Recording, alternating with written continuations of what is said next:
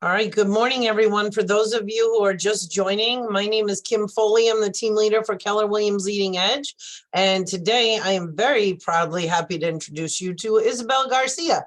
She's one of our PC coaches here at Leading Edge in Rhode Island, and she will be your trainer today for session 19.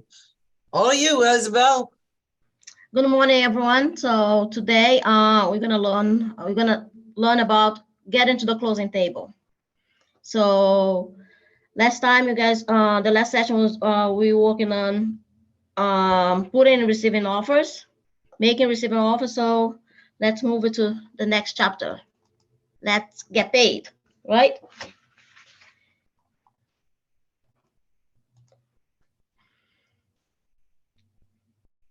So today we're gonna work on transactions that win the buyers, win the seller, work with the buyers and seller, making receiving offers. That's what you guys already did, negotiating offers and get to the closing table. And for the next section, next week, you guys we're gonna be learning plan the future. Today's agenda, the timeline of the contract. After you got your offer get accepted to the closing table, that is the timeline. Then we have the best practices to avoid risk. So who you're gonna call and how you're gonna call. Referrals and review, that's after closing. So referrals and reviews after closing, they mean you're gonna that client that you're closing, they can give you up to 2 or 3 more deals to close in the next 5 years or so if you continue in contact with them. Recap and AHAS, best price and risk avoidance. Post closing follow up and daily success habits. If anyone has any questions, you can just either pop them in the chat or raise your hand or just unmute.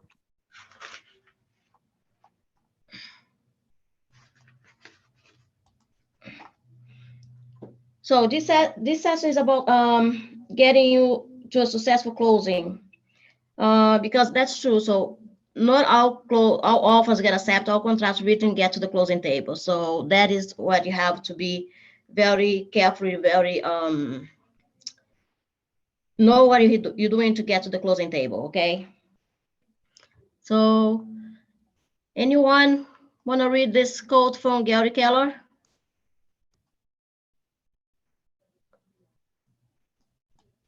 I'll do it. No one? Okay. Real estate transactions aren't particularly trouble-free. It's a strenuous and trying time that requires all the attention and effort you can command. Thank you, Eric. Yep. So that means all the transactions are going to have some trouble. It's not easy sometimes to get the closing table. Sometimes you say, oh, this deal is so easy, and you get comfortable. And in the middle, when there comes the situation that you can't avoid, you're going to be stuck. So you have to make sure that you know what you're doing, and you know all your timeline, all your days is very important to get to the closing table. So after the offer, that's when you really need to work to get the client to what they wanted.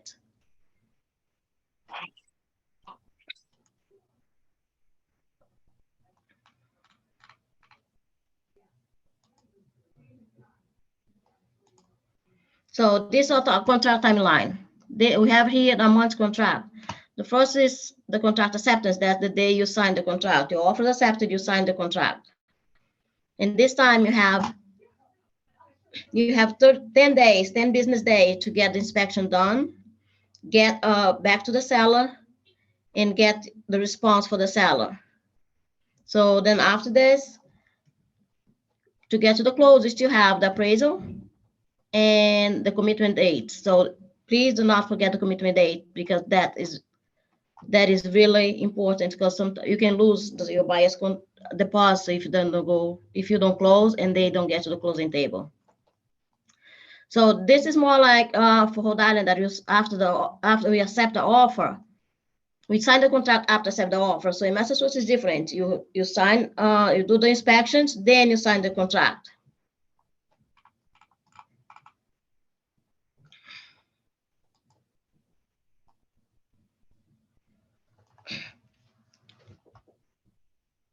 So who is involved in the transactions?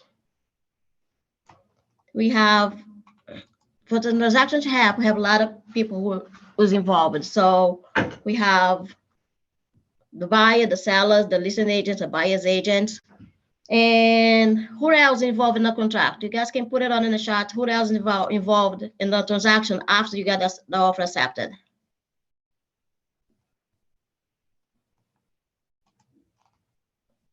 You guys can put in the chat if you want. So who? The lawyer, the lender, Let's say the lender, attorney. the bank. What else?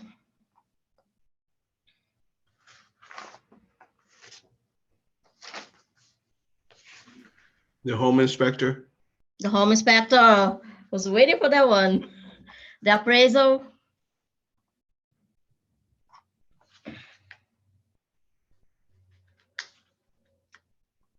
Nobody else?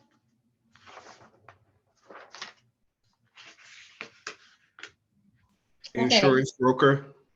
The insurance, yeah.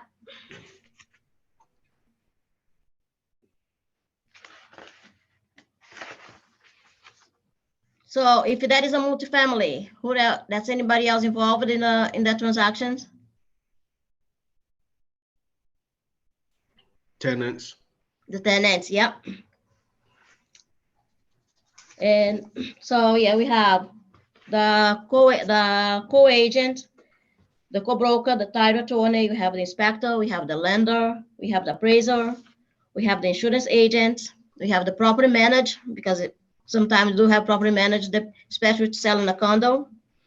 You have the tenants, you have the movers. Sometimes your client's gonna ask you for help. So we're gonna need the movers to help them. And we have the contractors.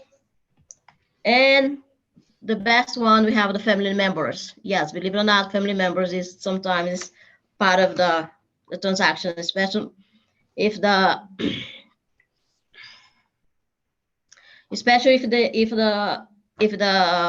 son or the daughter is buying a house, so that the family members really get involved in, and we have to know how to work so we don't let the deal fail.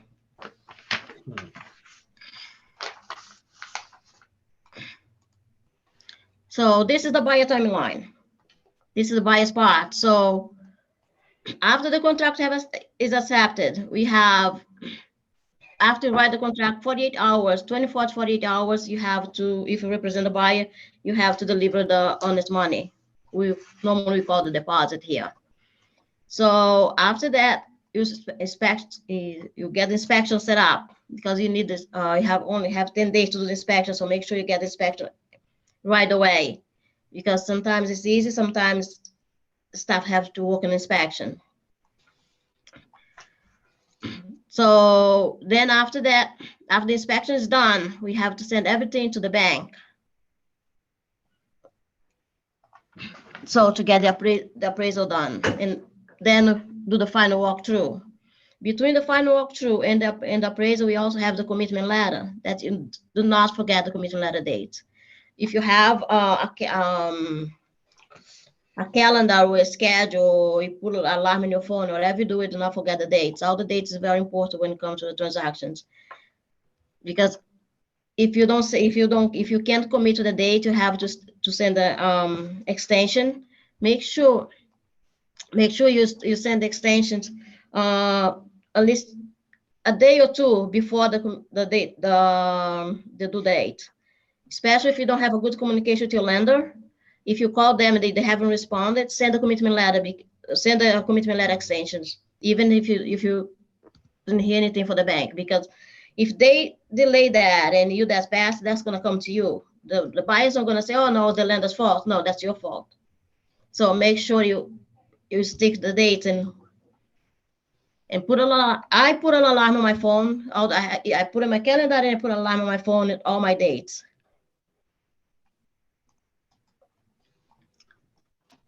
Then with inspection too, so when you do this schedule inspection, you call the listing agent, let them know, I have the inspection scheduled for this day that we work. And sometimes the transaction is not easy, sometimes the agent will work not easy, so make sure you arrange with everybody that works for everyone. Because everything in the transactions is so, so stressful, and everybody is so stressed, and if you don't make everything to make the transaction be smooth, you're not gonna get to the closing table most of the time. How do you So- know that all these people are gonna be available in that short of an amount of time? Yeah, that's communications. So that's why we have to keep calling. So when my offer when I put an offer is that I get accepted, I already talked to the listing agent that the same day they accept my offer. For inspections, what's the best day available for everyone? And I contact the lender and tell them the offer was accepted. I contact the inspector and I tell him this house I got to accept offer.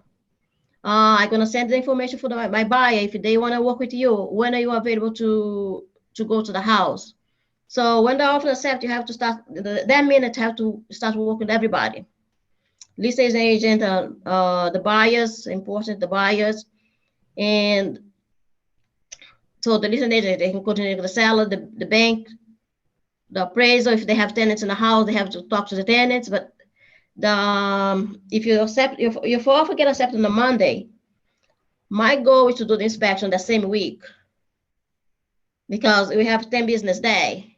Oh, I So- thought you said it all has to be done within 24 to 48 hours. Now, the 24 to 48 hours is to get the deposit. After you offer accepted, you sign the contract, you have 24 to 48 hours to deliver the check to the co-broker.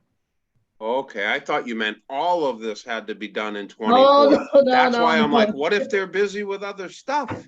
No, not in 48 hours. In 48 hours, 24, 48 hours is the time in Rhode Island to deliver the deposit, to the honest money to the co-broker.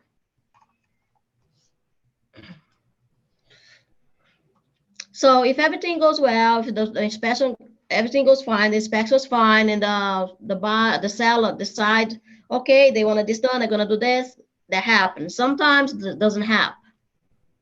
And you have to be able to coordinate that with the buyers and let them expectation. Look, you're gonna ask for this, but the seller, most of the time, they're not gonna do it. If they don't do it, what are we gonna do next? So then you're setting the expectation to make sure they make sure they don't get disappointed when things happen. Because disappointed is not the right word to say. So it's like don't get frustrated because most of the time they think the seller gonna give everything they put in the list. I don't know if you guys is work with buyer right now. If you see after the inspection, the buyer have the list, like this size of list, literally this size of list. They like 15, 20 things on the list. So you have to go sit down with them and see what is more relevant, what they really need to be done, what can they do after the closing. Because as a buyer, sometimes we tend to ask for 2 months. Has anybody here in buy or sold a house for yourself? Yep. So how was the process? At like selling it by myself or with an agent? No, if you sold for yourself, like your personal house, have you buy or sell it for your seller? Like going through a real estate agency though? Yes, like you found the house that you like, you want to buy the house, and you got the house and you bought a house. Yeah. Yep. Yeah, like I contacted my real estate agent and then we went and he got us into the house before it actually went on the market, which is weird. But and then we liked it so much that we paid asking price and but it had an underground oil tank, so we asked for that to be removed, and it was 2,000 gallons. Yeah. So you put an offer, you got your offer accepted. Then you signed the contract, you did the inspection, and to do the inspection, you asked to the underground be removed. Yep. So, and after that, yeah, we basically just let's see, you know, we got our home insurance set up, and then just waited for closing pretty much. Home insurance, so then the contractor sent to the lender send the appraisal to make sure the house is what we're paying for. And after that, you get to the closing table, so. And you say that the agent get to the property before went to the market. That's kind of weird. I think that's the best thing we can do if I have a chance to have a house that's coming to the market, and I know, and I can put my clients there before the house go to the market. I will love that. Yeah, we're lucky. Yeah, you know. Yep. So he bought a house, and that's all the process. Everybody has the same process. Doesn't matter. The only difference in process if the person is paying cash. So paying cash, they can avoid inspection if they want it. That is not appraisal. If they don't want it, we can close in 10 to 15 days. Sometime in week or two, we can close the deal. So then we got to the inspection is done. We got to the appraisal, so we have to wait for the appraisal. If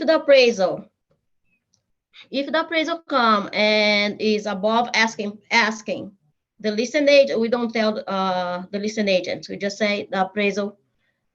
Even the bank tells us the appraisal is good, so we don't know anything else about it. However, if the appraisal come low, that's another discussion we have to have. We have to call the listing agent and say, look, the appraisal come up $15,000 below the contract. So that is another discussion. The seller will pay that or the buyer will pay that. That's something you have to discuss with the buyer. And the listing agent has to discuss with the seller. If the buyer say, I'm not paying the extra, the seller, another thing is the seller will lower the price to $15,000 and we move forward, or both of them get to the court, they pay half away, or the buyer can walk away from the property. So you have to set expectation on appraisal, because sometimes we think, especially a couple of years ago, last year, 2 years, that we've been offered like $50,000, $80,000 above asking. That's why we really had to be talking to buyers. And after past the appraisal, we wait for the commitment letter. That commitment letter, that's another, I say again, that's very important. Do not forget the commitment letter. I'm saying this for experience. When I started, I didn't send the extension to commitment letter, and I almost lost my buyer's deposit. The thing is, you have to know how to negotiate, how to talk. I'm doing real estate for about 10 years now, and I never lost a client's deposit. And that's why you have to learn every single day. Even that I'm a coach now, I still come to the office and I participate in the classes, because every day you learn something. And in my office, we have class every single day. So in Zoom or online or in person, Zoom online is that is okay. Zoom or in person. And every single day you learn something. So make sure you attend every single class, especially if you're a new agent. It's very important to know everything, what's happening outside, because one thing is learn from the news. Please don't learn from the news, because the news has nothing to tell us about the market. They just want audience. So don't pay attention to the news. Come to the office, learn from the office, learn from people who's doing the business every single day. So after the commitment letter, everything starts, you go to the final walkthrough. The final walkthrough is a funny thing to do. So make sure you have my office. I don't know, or the office and the Keller Williams in the office I use the final walkthrough form. Gotta go to the buyers and they look everything. If everything's fine, if they like everything it is, I have a form for them to sign. Say they went to the walkthrough and everything is perfect. But not everything is like that. I had a closing last Tuesday. When we walked to the walkthrough, the house was not. I would say the house was a mess. So I had to get a cleaner there. I had to get a trash, junk removal out there. And that's another thing. If you don't go to out with your clients, you don't know that. Don't let your clients go to final walkthrough by themselves or with the listing agent. If you represent the buyer, go with them, because we're there to do the best for them. Always remember, the listing agent is doing the best for the seller, not for your buyer. So you're be hired to represent your buyer.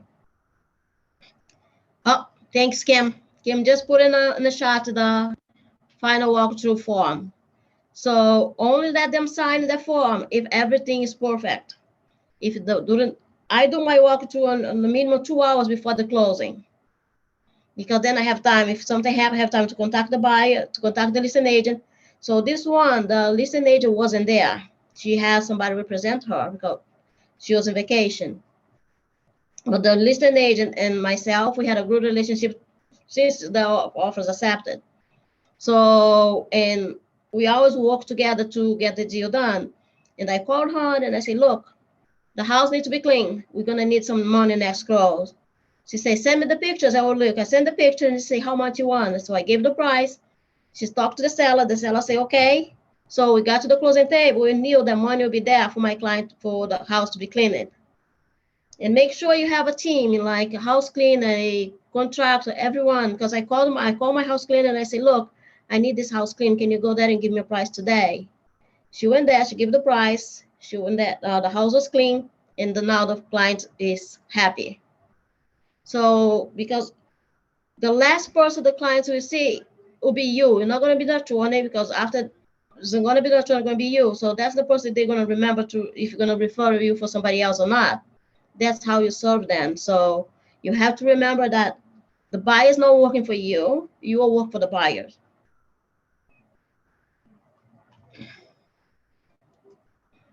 So after the final walkthrough, everything's fine. So let's go to the closing table. So when to go to the closing?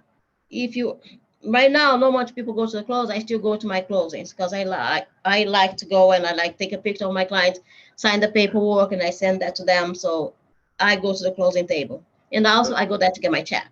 Does the walkthrough, the final walkthrough and the closing happen in the same transaction, basically? At the same day, not the same transaction. Yes, the So same you would go transaction. somewhere else to do the closing? You'd leave that Yes. house and go somewhere else? Yeah, normally you go to the attorney's office. Go to where? To the attorney. So whatever the buyer, whatever the attorney, the lender, the lawyers represent the buyers or the seller, that's where you go. And then you're gonna know day before where to go. Sometimes if you're the attorney that you're already working for more than one time, like to all the transactions, you know where it is. And make sure you have a good relationship with the attorneys doing the closing, even that somebody the bank sent to you, because you need to be able to contact them to be on top of them. Is the paperwork done? We'll be able to close. What's the time? Have you contacted have they contacted the buyers? I even ask them, did you send the draft out to the buyer to have them check and everything? And I also have them send the draft of the auto to me, because I want to make sure all the credits my clients are getting is in there. Even that is not my responsibility to do. I like to check everything. So then if everything is set there, you check, is your commission rights in there? Because you need to send a commission bill to get paid. So that's another thing. I know another thing that you guys have to do it after the appraisal, after the commitment letter, everything is set to go. That's why right now we put our transaction in that loop. Not in that loop, I'm sorry, in command. Because command, they guide you everything that you have to do. Like after you get to the offer, you have to submit the commission bill. So to your office, to the office. So everything you can do it in command will be very helpful. Even if you put all your transaction in command right now, that's what we do. We're doing the transaction to put all transaction in command, because they will remind you that everything you have to do.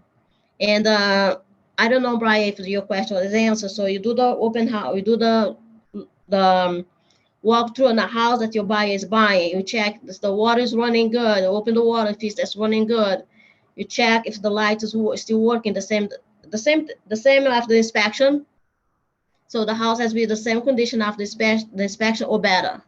The water is running, the light is working, the house is sweeping, the cabinet is clean, everything. So because you don't want your buyer to get frustrated, get to the house and say, oh my gosh, oh, Brian sold me this house, now I have to deal with all of this.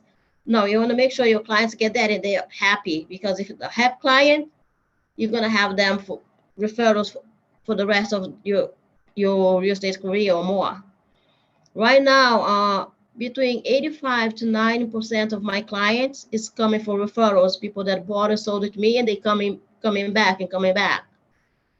That, and it's important even after close to be in touch with your clients, because they every client that you have, they can give you in the next 5 years 3 more business, every client.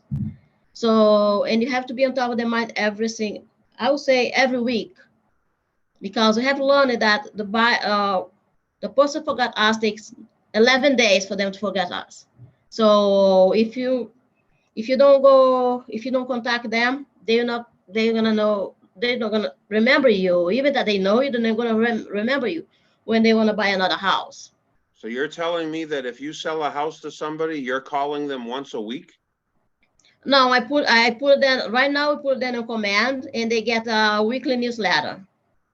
And once in a while, I send a campaign. Like this 2 weeks ago on a Saturday, I sent a campaign just for everybody on my database to see how they are and if they need any help. I got a client that bought a house with me 2 years ago, and he said, "Oh, he responded to me he contacts me to my phone and say, I want to buy another property." So last week on Monday, I sent them to the bank. They get approved, and they approve for $550 to buy a new house now. So we look for another house for him right now. So, and if you don't do that, maybe they think, oh, no, I want to buy, but I'm going to wait. But you're there reminding them and send them information about the market. If you go to command, you can put that in a campaign. So at your office, you probably have the tech office do the command every week or every other week. So we have every week in our office, and they help us use command to do a campaign and to be on top of the mind of our clients. Can you create newsletters in Command or is that something separate? No, it's in command. They have a newsletter campaign on command. Okay. That goes out every 2 weeks? You select the dates how you want the campaign to go. How often do you do it? Now let me rephrase that. How often do you have that campaign sent to your clientele? I have different campaigns. I have holidays. I have like the Groundhog Day. I have Mother's Day, Father's Day. So I have campaign for every holiday. And in the middle of that, I have the newsletter go out once a month. And I have like birthday campaigns, like when it's going to be the birthday, I put a campaign for that for them to get an email or text message that day, or the anniversary of the house, they bought a house or they sold a house that day. So I'm always in contact with my clients, and that's why I got my my referral is so high, because I always contact them. And I also have most of my my clients is also friends on Facebook, because everybody's on Facebook. I also do Facebook paid ads. That helps me with clients too. Oh, thank you, Kim. Kim just put it on YouTube to watch a command the train and on the chat too. Thank you, Kim. So this is the bias timeline.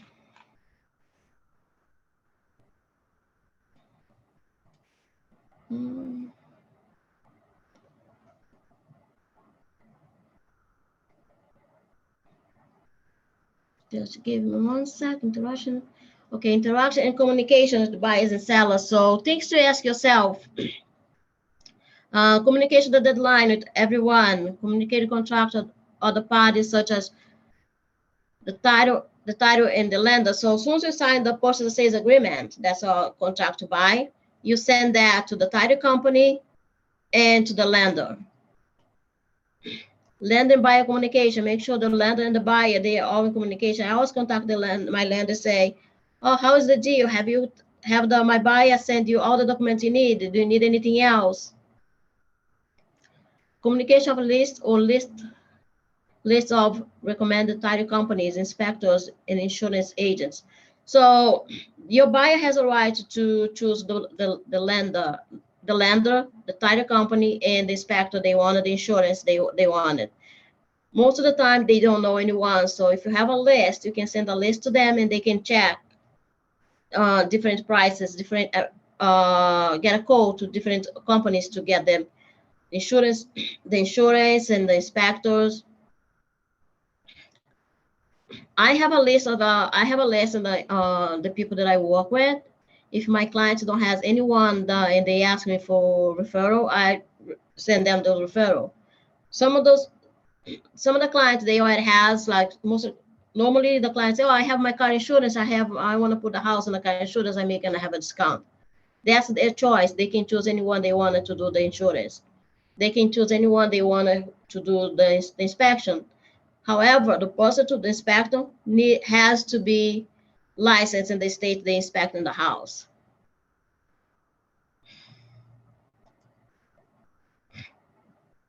It's scheduling communication with inspectors and listing agents. So another thing, the communication is a point of everything. Communication is what make your deal go through or make your deal fail.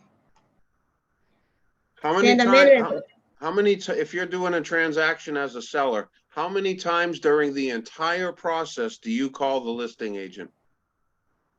If I'm doing as a seller, Yeah, you're representing the seller, the other person's representing the buyer. How many times do you call them from the day one till the day that the deal is done? I call them to make sure at least once a week, just because I want to make sure everything is work. If I represent the seller, I don't want my seller be waiting on the transaction and the deal don't go through. When I get a offer, when I represent the buyer, I'm getting the seller, I'm getting an offer from the seller for my listing.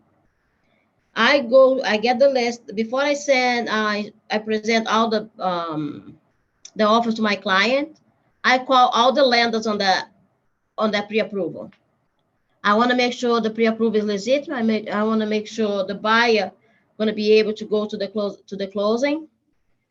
Doesn't matter if they're FHA, if they are conventional, doesn't matter. For me, it's important that they have the funds to go to the closing table, because that's what my clients wanted. That's what I wanted. So get to the closing.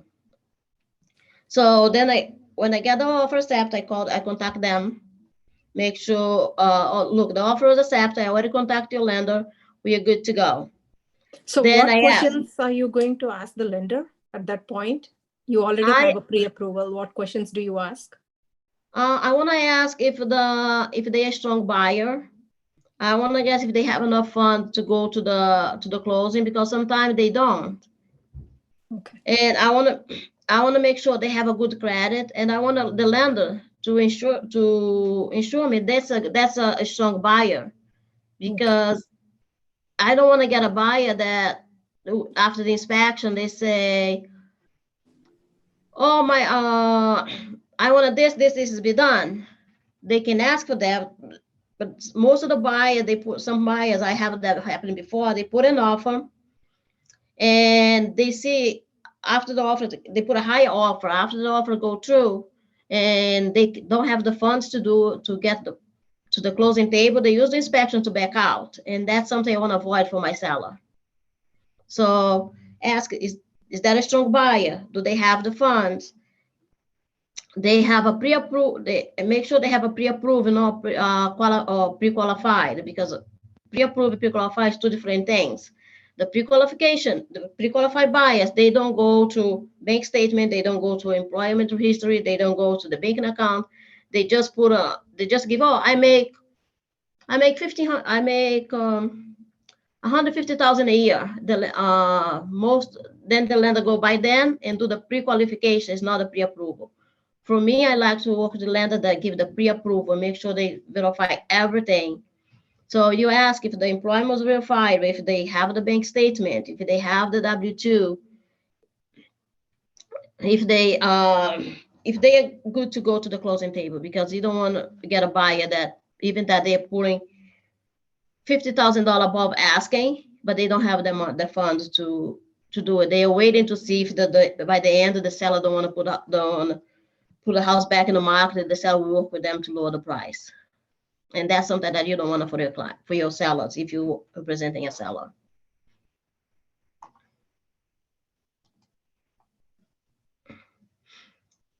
So other question that you ask, that's for yourself. When I am reminding the buyers, do not make big purchases. So the minute you start looking house with them, you already tell them, please do not buy a car. Please don't. Right now, people even joke and say, don't buy eggs. So that's just, but please don't go out there buying cars or buying vacations or doing anything or open a new credit card. Because everything they do gonna lower the chance to buy a house. And if they buy a car, believe that deal is done. If they buy a car, there's no way you're gonna be able to go to the closing table. If you buy a car, you just lost your chance of getting a loan on a house? Most of the time, yes. Wow. Because the DTI. So depends on how the expenses is. If they go above what the bank already approved them for, or they be able to buy a house with a much lower price than the house they are looking for, because that's another monthly payment that they're gonna have to. Because to buy a car right now, your monthly payment is something between $400 to $600, sometimes $800. So that will definitely lower your chance to buy a house.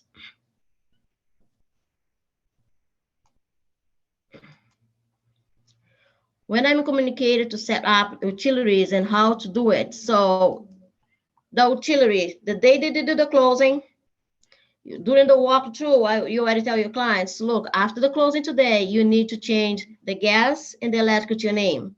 In Rhode Island, you just change the gas and the electrical.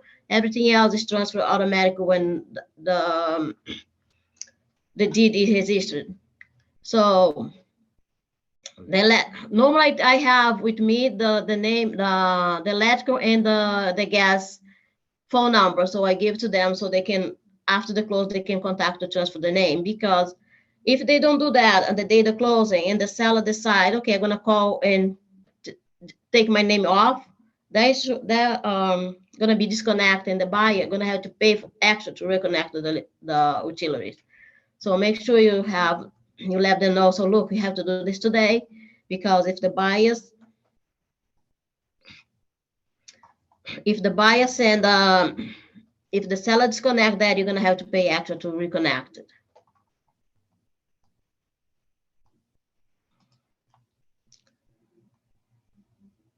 How do I negotiate an inspection report and when I communicated this information? So as soon as the inspection is done, normally the inspector is gonna send the inspection report to you and to your buyer. You go through and call your buyer and ask them to go through everything. After they go through, you sit down with them. I make an appointment and I sit down with my buyers after the inspection, because I wanted them to understand everything happened to the inspection and ask them what they want to be repaired. And I also guide them, let them know, look, you make sure you ask for things like the electrical panel had to be changed. That's something I'm going to ask them to do it. Now, if they have the electrical cover on the wall broke, I say that's thing that you don't have to ask for. Ask for things that's big, because things that you can do yourself is very sometimes nothing that you're going to ask. Like that's a crack in the foundation. I during the inspection, I asked the inspection, or even if you need to get a contractor there to check, you go and check that. Is something that's need to be fixed? That's something you're gonna put in, gonna be asked to be fixed. Make sure and talk to your buyers. Make they what is a higher priority for them to be fixed and what they can they fix after. Because as a buyer, especially first time home buyer, sometimes they have a list of things to be fixed, and not everything needs to be fixed all the time. Sometimes it's just something easy to fix. And after you get the list, you send a inspection repair to the listing agent, and communicate with them. Send them the inspection repair through email. Call them and say, look, I send you the inspection repair. This is my buyer one. Let's see how can we work that out? Because everything is about communication. If you have a co-broker that you work and you go with them very aggressive, they're gonna be aggressive to you. If you get them, talk nicely with them, if you be understandable, they're gonna be understandable with you. So you have to set the stage. If you set the stage to be an aggressive transaction, you can have the aggressive transaction for the beginning to the end. So you have to set the expectation for the transaction. That's something that you can control.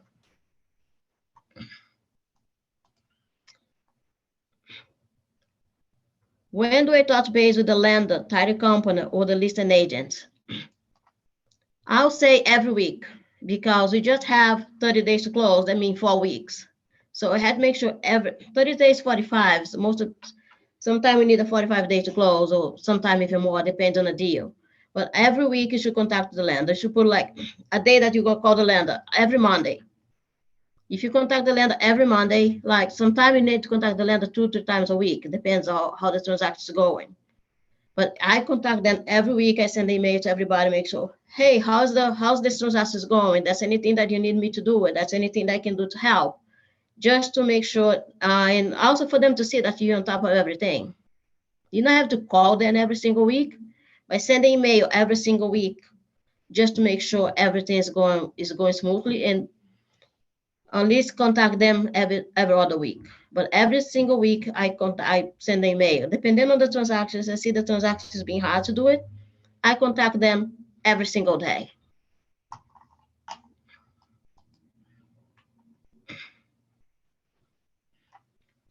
Anybody has any question?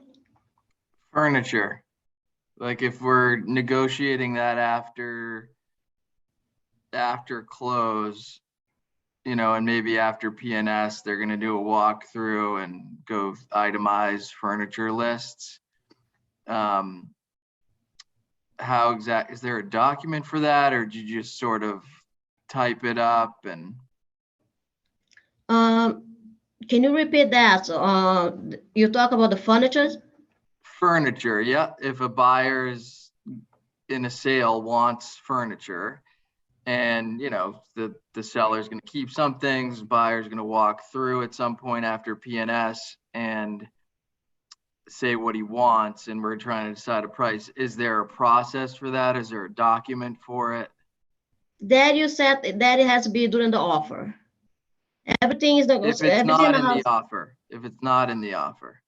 So it's not an offer, and the seller, then the seller can give a price. So you can do an addendum. Say the seller gonna leave this furniture. Let's suppose that is a sofa, and the seller want $100 for it. You do an addendum. However, that the buyer gonna pay, that's be a separate addendum from the one you send to the lender, because that has not to do with the price of the house. The buyer has to pay that out of pocket. Correct. So you just maybe write it up in an itemized list with prices and an addendum sheet? Yes, that go outside of the deal because it has nothing to do with the property. Okay, thank you. And everything is negotiated before closing. Normally, is everything negotiated before closing, because after the closing, you don't want to have things to be negotiated after the closing, because that's going to be a big headache for you and for everybody else involved. Okay. Any question? Okay, let's continue. Document point. So this is still for the buyer. Is this an act of communication or document? So communication is see how everything is doing. Document is different. So if the lender send you a FHA mandatory clause to sign, that clause has to be signed ASAP. So all the documents the lender sent to be signed, the FHA mandatory clause that you have to sign and that your buyer has signed, the seller has signed, and the listing agent has signed. So all the document has to be done fast. And you need to know who's the document is going to. What's the best better way for communication? Send documents by email, by phone, by text, DocSign. Most of the documents can be signed by DocSign. And most buyers prefer signing for DocSign, but if you have those buyers, they don't have access to the computer or they don't understand the computer. So that's the one you have to make sure you have set a time to meet with them to sign all the documents in person. But you ask them how you want to be contact, how you want to be getting this document. Most of everything goes by email and DocSign today. So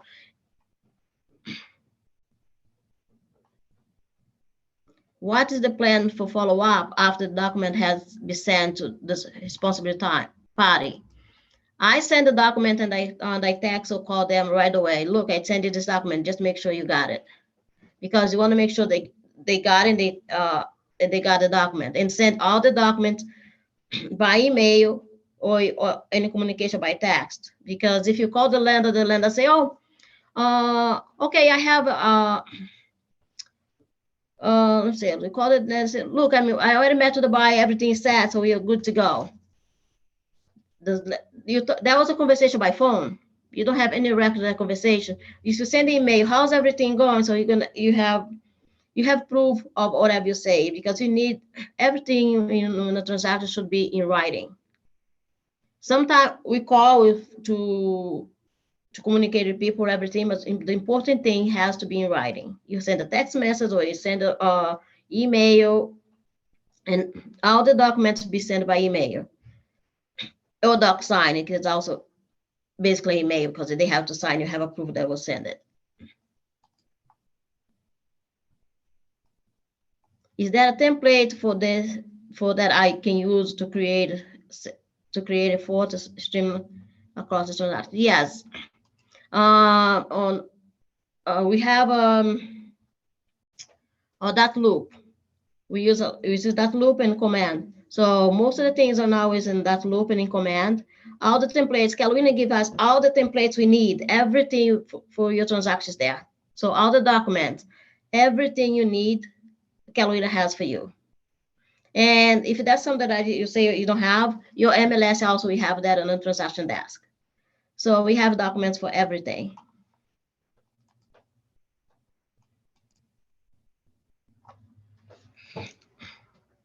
So then we all done with the buyers. We already closed and got paid. That's the buyer side.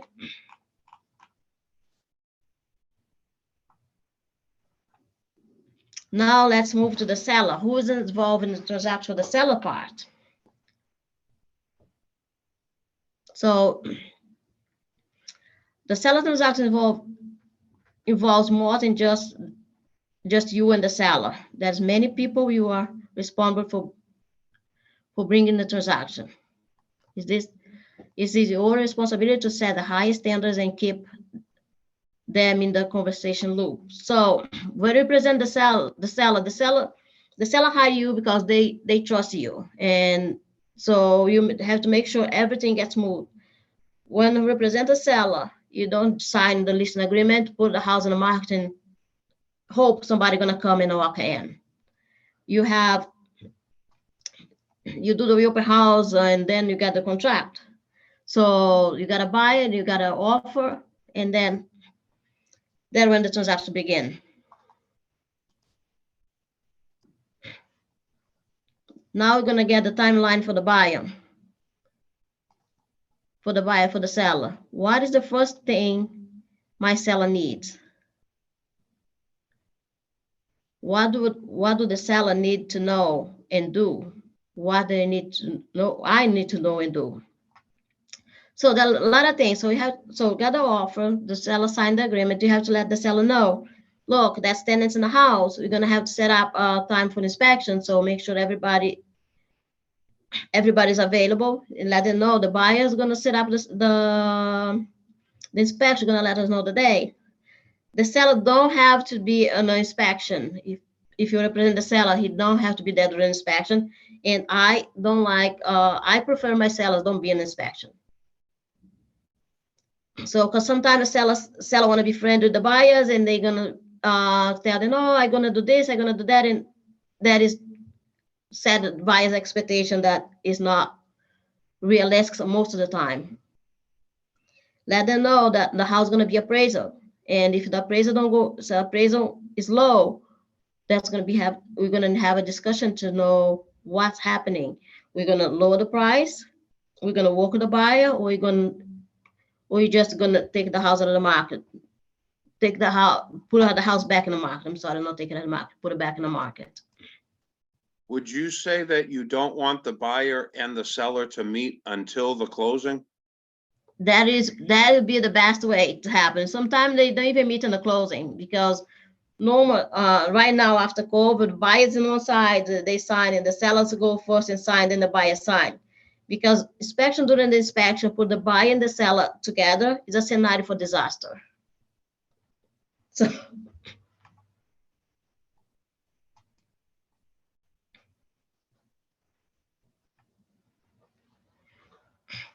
What does the rest of the team, the co-agent, the inspector, the lender need to know and take action on and when? So the seller also has to have a right, we have the commitment letter. That's one of the parts that are very important for us, even to the seller. Right now, we don't have to deliver the buyers, they don't have to deliver the commitment letter to the listing agent, even at the commitment date, but they have to tell you, okay, the commitment in writing that they have the commitment letter, and sometimes the commitment letter has a contingent. That's the time if I represent the buyer, I represent the buyer, if my commitment has a contingent, I send that to the listing agent. So they have a right, they should know that we have this contingent to move forward. And most of the time, the listing agent will, let's think that they also can help us. Because the contingent is the seller has to paint the house because it has chipping paint. So that's one contingent. So some stuff that in the contingent letter, is not sometimes only for the buyers. It's things that the seller has to do too to get the deal to close.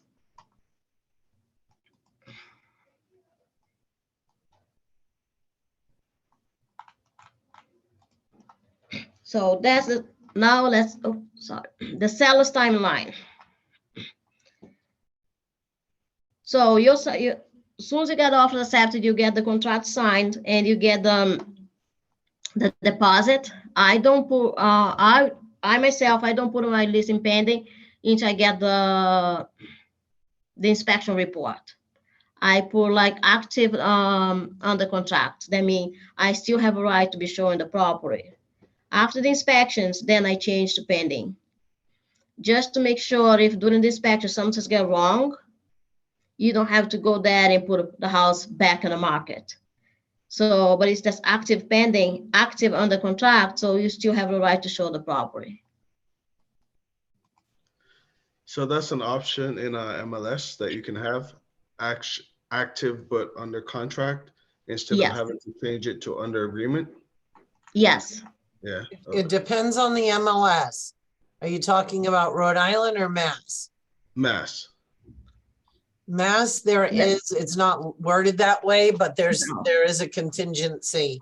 Okay. Yeah. Option. Yeah. All right. Thanks. Sorry, I'm just have my mind in the Rhode Island MLS, the Rhode Island transaction. If Yeah, you no, have, Hold on, are you saying that if you're under contract, you can still show the house to other people? yes, if you put active under contract on Rhode Island MLS, you can continue to show. even if the house is pending, if the seller decide, okay, I want to continue to show, just make sure they can do. You have to do an addendum, and you have to put an MLS and show it for backup offer. Okay, so you're basically doing that just in case the initial offer falls through for whatever reason. Yes. So it's like you're having a person ready to go just in case. Yes, because like I say, all leads, is not that person not going to turn your buyers, as all contract signed is not going to get to the closing. So you have to have other options just in case. Would you have more than two? More, So you have one person under contract, another person looking at the house that wants the house. Would you have 2 or 3 more just in case something falls through for them? I tell them, so you can, we accepting backup offers, and you can have as much backup offer you want it, because the offer is only going to be accepted if the offer, if the deal fell through. Then you call all the offers you have and see if they still available. They still want to, if there's anyone want to move forward before. That's helpful because your ad has a backup plan for the seller. So because those offers are not going to be accepted, it's going to be just offers, backup offers. It's not an accept offer. It's not the seller's accepting this offer in case this deal fell through. You just have people that are interested in the house. They already put an offer. If something fell through, you have people to call to see if they're interested in continue the offer they put it. So you're saying once they accept the offer, then you stop showing the house? After the inspections, that's what, if I put the house for showing for backup offers, I stop showing after the inspection.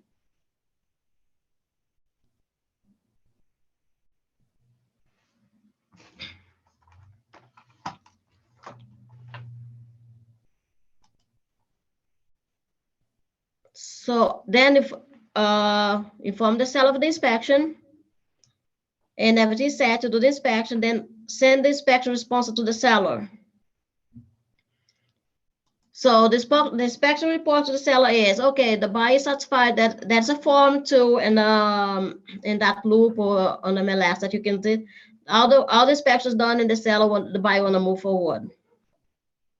So that is because the buyer's agent is going to send you that form, or sometimes they send a repair addendum. So if they send a repair addendum or repair request, depends on how it's written in an MLS, you go with the seller, present that to the seller, then what you're going to discuss the seller, how to handle that. So some sellers say, okay, I will do everything is in the list. Some sellers say, no, I will do this, this, and this. That's why you negotiated with the buyer's agent. So what's going to be done? What you're going to be done? So when you get like a decision made by the seller, by agreement by the seller and the buyer, then the seller will do everything has to be done, and the buyer going to go back to see if that was done. After that, they give you a form, say the all the inspection was done, was complete, and the buyer satisfied it. Then you also have to schedule the appraisal. After the inspection is done, then the lender going to call you to schedule appraisal. You're going to be there during the appraisal. The seller don't have to be there for the appraisal. You should be there. You have to be there. You should be there to get the appraisal done. The lender, the appraiser, we're not going to tell you if the house passed appraisal or not. They're not going to give you any information on appraisal. What I do when I schedule an appraisal, I take some comps with me. I take the purchase sales agreement and I take some comps with me. I see the house is being sold, at least 3 houses that's being sold on the house, on the area, and 1 pending. And during the appraisal, I ask the appraiser, oh, I have some comps if you need it. Most of the time they don't need it because they do their own, but get prepared. And don't ask the appraiser, oh, what do you think? Did the house gonna appraise? Because they can't tell you. Unfortunately, they can't tell you. So, and you're not gonna know how much the house was appraised unless it's appraised below sale price. why wouldn't you have the appraisal first so that you know what the house is worth right out of the gate instead of going through, you know, inspections and this and that? Wouldn't it just make sense to appraise the house first? Because the appraisal is paid by the buyer, and since they have to pay the inspection, they don't want to pay the lender don't want to order the appraisal if the inspection is done. Because depend when we do the appraisal can cost something from No, I get it. 400 to, That makes perfect sense. They don't want to pay for something. If it's not going to pass the inspection, why pay for the appraisal? yes. Okay, I get it. But if you represent the seller, your seller can do a professional appraisal before putting the house in the market, instead of doing the market analysis that we do.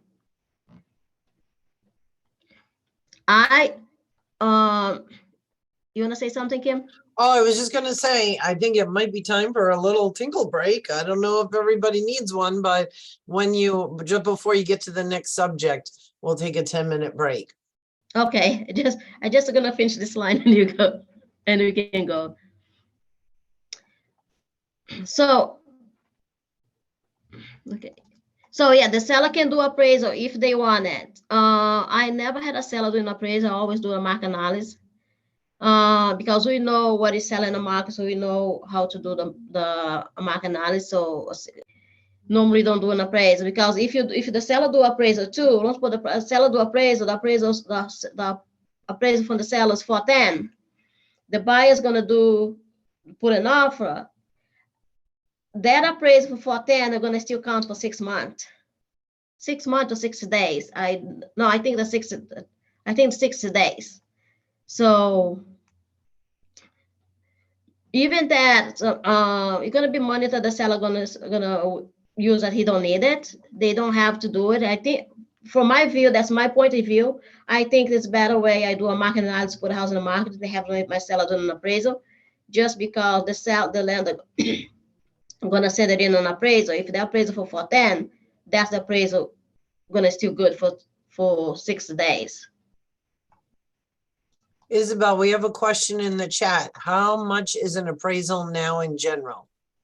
Depends. The appraisal can go anything from $400 to $900, depend on the house, depending on the location of the house. And depends if that's like if the $1 million house or more, the appraisal the higher the price of the house, and the bigger the house, the bigger it's going to be the appraisal, because it's going to take longer to do the appraisal. I believe the appraisal go by square footage to appraise the house. Same as the home inspector, they go by square footage of the house to give the price for the inspection.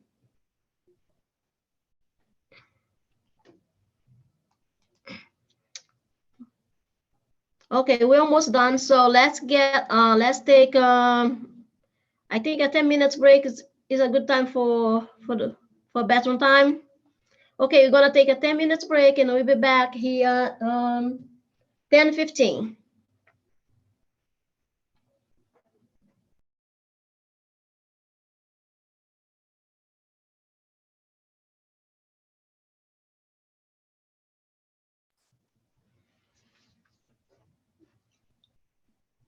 Okay, we still have 3 more minutes for the break. Let's wait a little bit and everybody else all set.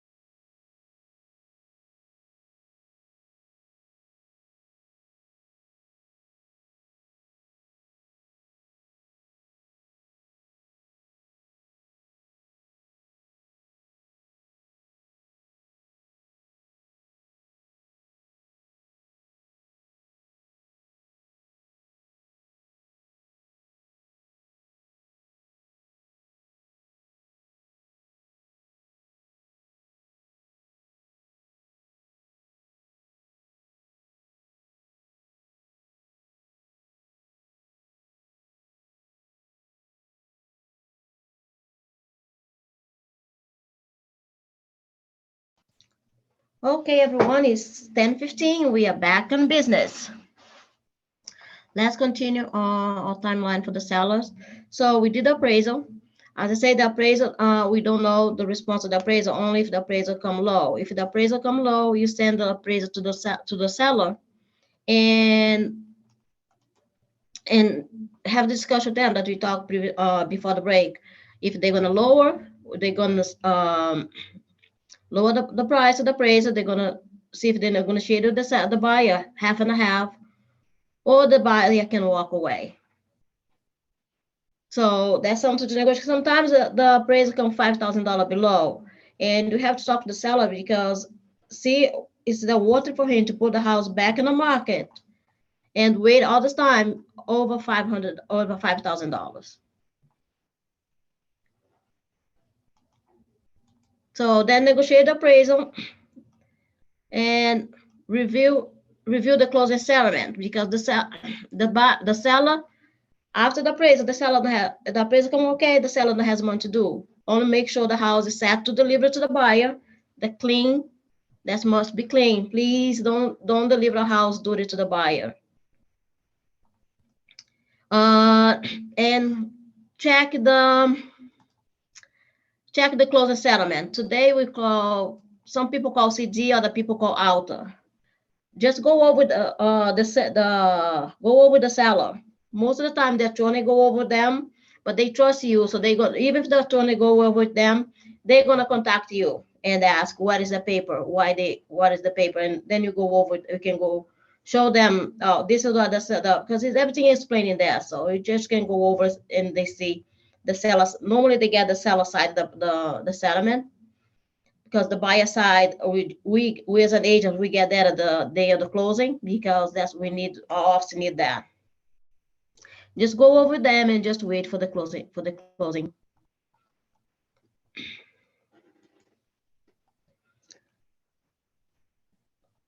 The same thing for the seller with the buyer, interaction and communication points. Communication of deadlines, communication of contracts to other parties, communication for listing of recommended contract to mover cleaners, because the seller gonna need to move. They cannot move after the closing. They have to move before they close. The last walkthrough when the buyers get lecture walkthrough, the house should be empty and of debris or seller's personal things and clean. So you can have, if you have a mover, sometimes some closings can be very stressful for the sellers too. It's not only for the buyer because sometimes they're selling because sometimes just because they want to downsize, but sometimes they force it. But that's a divorce.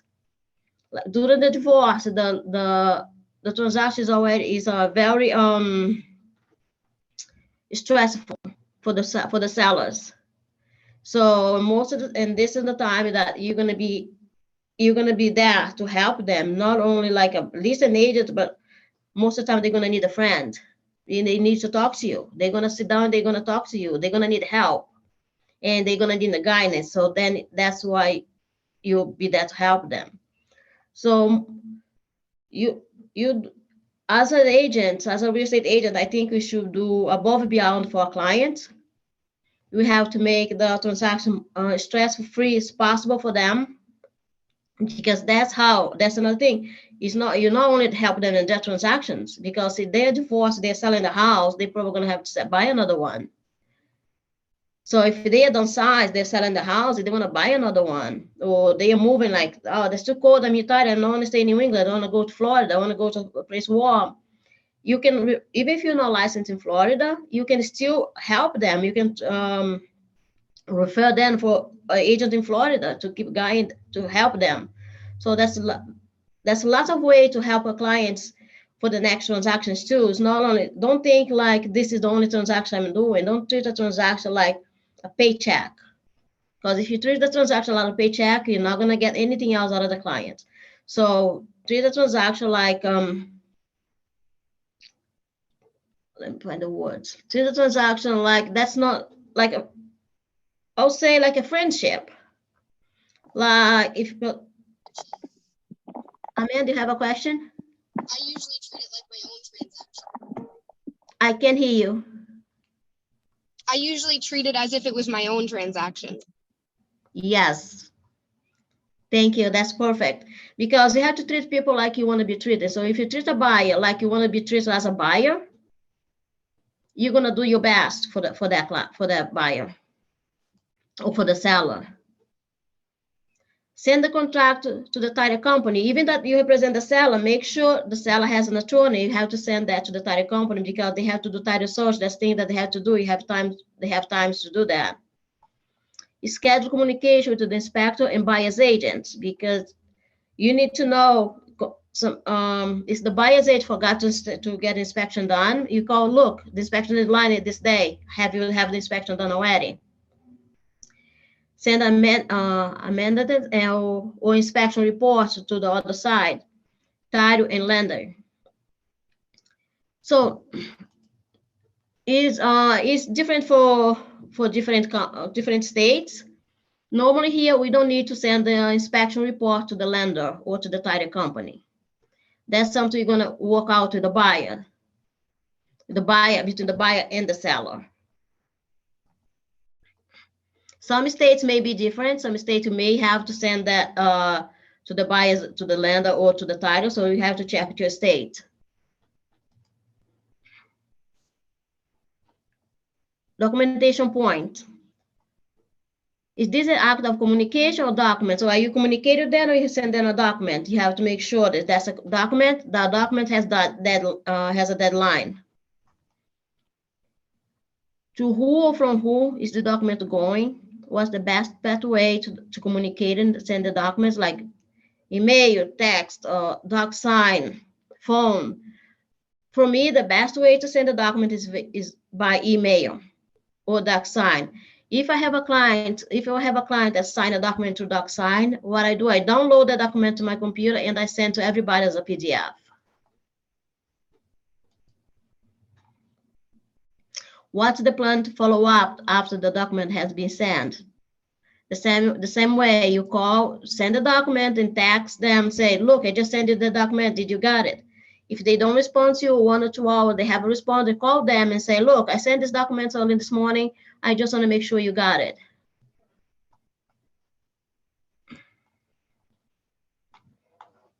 Oops.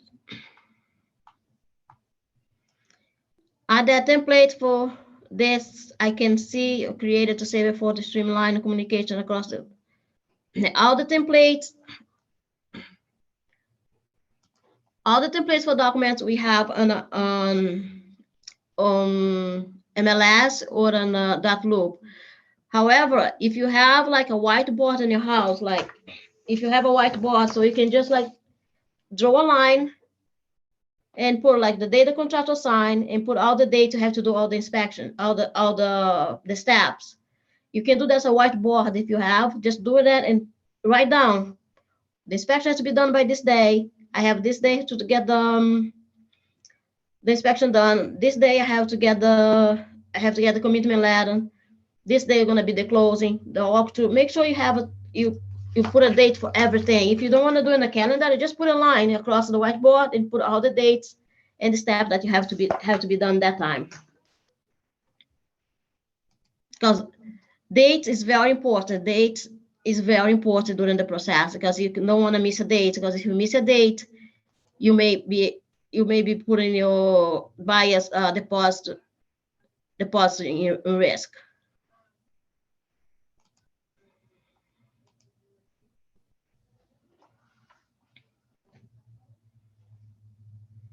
So we already go to this. That's for the sub. Timeline. You want it.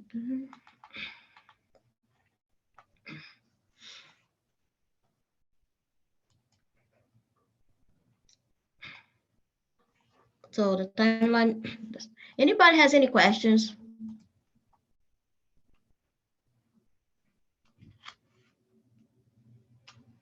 No questions or anything? Okay.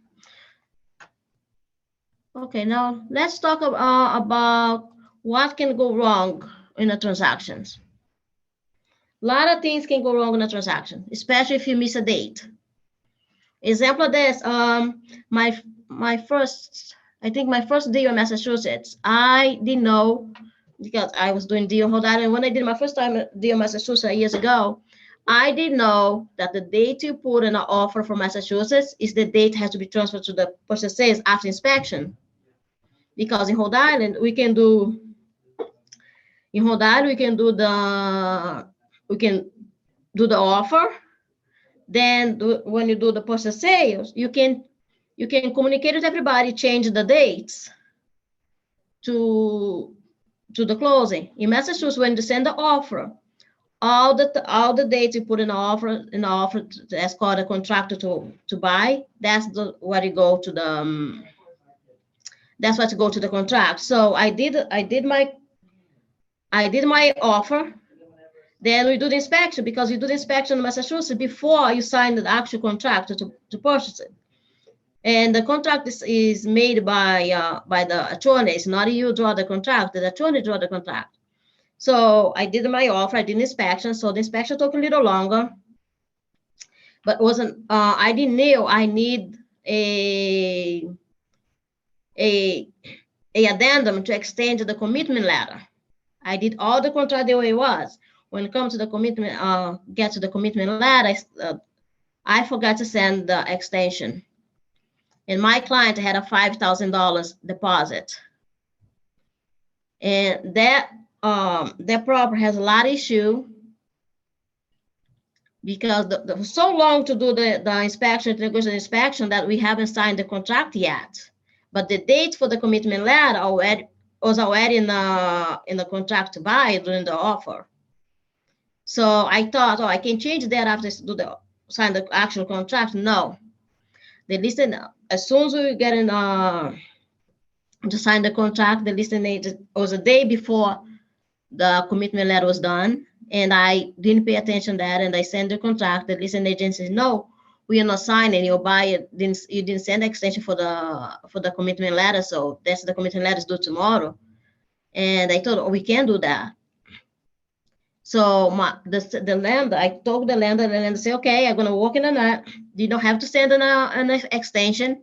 That was my fault because I should have sent an extension. So the deal don't go through, and my buyer was about to lose the deposit. Thank God I was able to negotiate. I got my buyer's deposit back, but the deal fell through. And that was my fault because I didn't pay attention to the date. So if you don't pay attention to dates, one little thing can use the right, like can screw up your whole deal. That's the truth. So make sure the dates. And another thing is the way you talk to the listing agent also, because unfortunately, most agents, they take things very personal. The way you talk to them, if they're yelling you, if you yell back, you're gonna build a conflict. Don't be the person who creates a conflict. Be a problem solver. If they're yelling you, lower your voice, because at the moment that they see that you lower your voice, they're gonna lower their voice too. So if you get in a transaction open to fight everybody, that has a 99.9% of chance that deal is not gonna go to the closing table. So another thing that can make the deal fall, if you don't set expectation in the beginning, because what do you think the transaction gonna go? That buyers, sometimes we assume that the buyers and sellers know, they don't know. So if you don't set that expectation, that deal gonna go down to the drain. And because, as I told you, everybody's very emotional on that deal, the sellers, the buyer, everybody, and they get so stressful most of the time. And if you not be there to help them calm down and because we are seeing things from outsiders, because they're the one living there, the buyer's buying there, the seller is selling. We should know why they're selling, and most of the time they don't tell us. Sometimes they don't tell us, and it's personal. So we are just a business person there. So you have to be open for that too.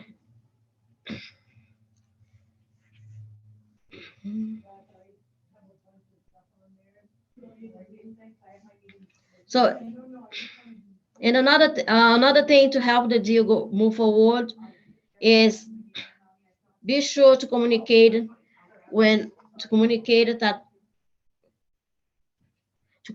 then when you schedule. So tell the buyer, so tell the client, say, oh, I'm Stella. I'm gonna call you today, at noon time to talk about the deal, how it's going on, to give an update. And you call them, instead of calling noon, you're gonna call them at 3 o'clock in the afternoon. They are waiting for you to call noon time. They probably stop everything they have to do just to wait for your call because they're anxious. So if you tell them, let me call you at 12, call them at 12. If you call them, I'm gonna call at 9, you're gonna call at 9. Don't say, I'm gonna call you tomorrow at 9 and call them at 3 o'clock in the afternoon, or gonna call you at 12, call them at 6. Because they're anxious waiting for that. So, and they're gonna say, okay, he's not communicating with me the way they were supposed to, and that also going to create a conflict in the transaction.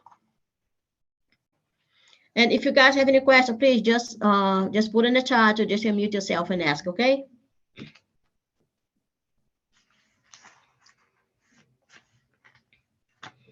Okay. That was a great point, Isabel. Our OP has a saying, and I think it's important. You're either a facilitator or a complicator. So when you're looking at problems, you can either facilitate the resolution or you can complicate it with emotions. So it's a great thing to always keep in your head. So anybody can tell me anything where the deal can fall apart? You have an idea where in the deal that can fall apart?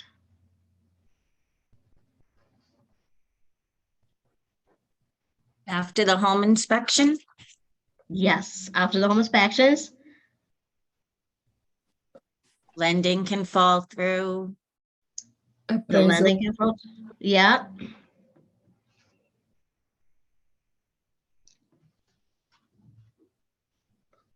Okay, so I'm gonna get some potential some way where the deal can fall too. After inspections, a late deposit during the renegotiation. So when you put an offer, we negotiated the offer. So if that offer, if the deposit takes for long, sometimes the buyers or the seller, not the buyer, most of the seller can get aggravated because they don't receive the deposit when they're supposed to. Even that, the deposit of the property do not go to the seller, that goes to a broker. Always goes to a broker. The deposit always goes to the broker. Even if you represent a buyer, normally you ask the listing agent who's the deposit go to. 99% go to the broker. Depends if you're doing a deal with another company that I don't know if I can say the name right here. That deposit go to the attorney. After the appraisal, during the lender process, but then during the price, to negotiate the price after the appraisal, that's another way that the deal can fall through. And the best way to get all the deal to go to the table, because if you put an offer and the deal fell through and don't go to the closing top, the buyer or the seller the buyer don't get the house, the seller don't get the money, and you're not gonna get paid. So the best way to keep things moving smooth is communication.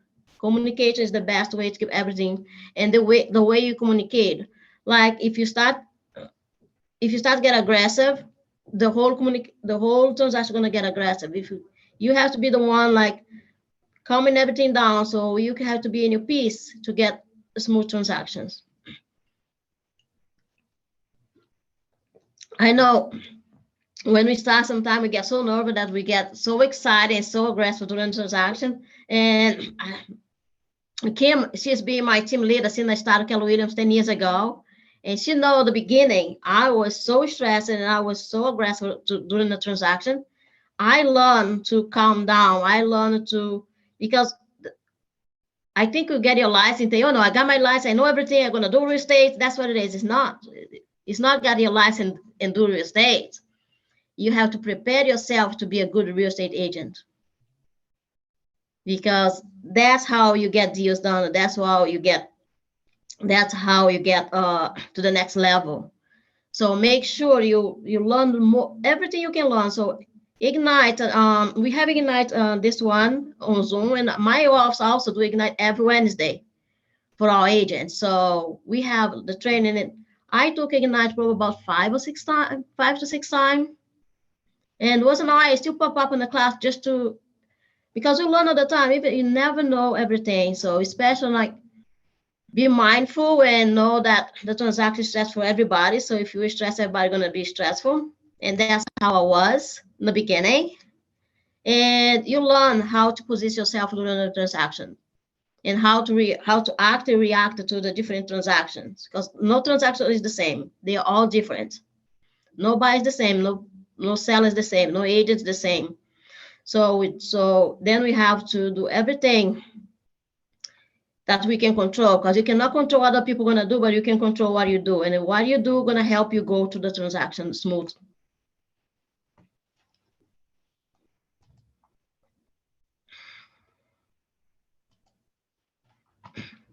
And always, as I told you, that use command to do your business. Because when you put your buyers in command, then your clients in command, they're not gonna guide you through that transactions, but also for the future transactions too.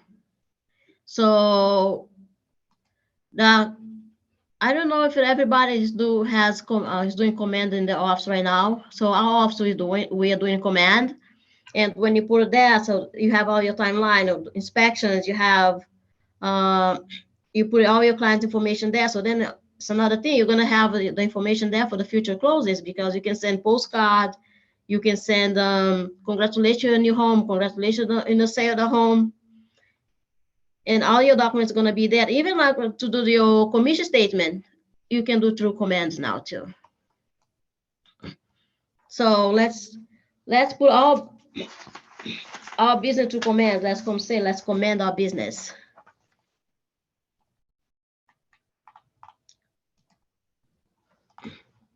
Oops, sorry. So anybody has any ahas on something that you learned today that you're gonna put in your business, you're gonna start doing today to start implementing your business? Or any comments or any questions?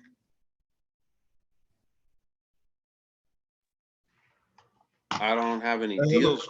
I don't have any deals going right now, so it's all good information, but I'm not even got, I don't have any deals going right now, so I can't really implement this yet. So Brian, I'm sorry, I'm gonna ask you, you don't have any deals, are you doing your daily success or no? I have been doing it on Facebook. I've been calling some people, but I've been right before Christmas, I had a surgery, so I've been stuck in my house this whole time. I got another appointment tomorrow, and then hopefully by next Wednesday I'll be able to get outside and drive my car again, because it's my right foot, so I can't drive right now. So I've been in my house literally since Christmas. Okay, but you have a phone and you have a computer, right? I just told you I've been doing Facebook and I've been calling people, but Okay. I don't have any deals, that are, obviously I'd have to pass them off to my mentor, because I am nowhere near ready to do a deal yet. But Okay. yeah, I don't have anything in the immediate pipeline, so to speak, meaning working on deals right now. Okay.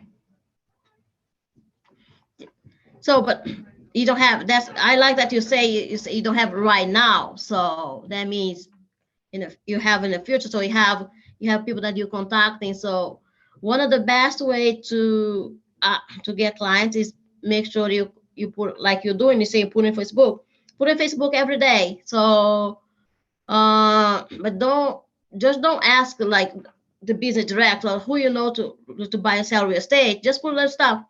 like some real estate joke, or to remind people that that's what we're doing is real estate. Yep, I'm doing everything I can on Facebook and calling all my friends on my phone, so I've just about exhausted all of them, so I'm anxious to get out there. And one of the things that I'm gonna build my business with is door knocking. So, yeah, I mean, I'm just waiting on my foot to heal, or finish healing, I should say, and then it's time to go. Yeah, that's question. good. That's good that you have a mindset that you're ready to go. I have a question. Yes. So like you just said, door knocking. I was thinking about doing that, but I've heard some negatives about it. I'm just wondering your opinion on it, if it's worth it or not. What's the negative that you've being heard about it? What's the bad thing I've heard about it? Yes. I've kind of just heard like it's a waste of time. People won't respond the way you want them to. I have nothing against it. I want to do it myself, but I'm just wondering. So door knock is personal for everybody. So some people has that thing to door knock. Other people don't like to door knock. I think everything done in the right way is well done. One way to door knock, people like to get things for free. If you go door knock, go by contribution. So like put some. There's some templates that we can do it, and you can put like some information for them, or like now that because of the COVID, you can put some hand sanitizer. Oh my God, hand sanitizer, and you put like spread referral, no germs. So give them, like, people like freebies. If you go there, talk to them. If you give your cards, and sometimes they're gonna get your cards, they're gonna throw it away. But if you give some something for them, like a hand sanitizer with information there, they're gonna use that. So they're gonna be in the purse. They're gonna be on the counter of their house. So just be creative when you go door knock. Yeah, that makes sense. Thanks. Look for open houses that are up and coming. So if you have it, there's an open house coming on Sunday, go door knock on Saturday, the neighborhood, and let people know that there's an open house coming. Ask them, do you know anybody who would want to move into this neighborhood?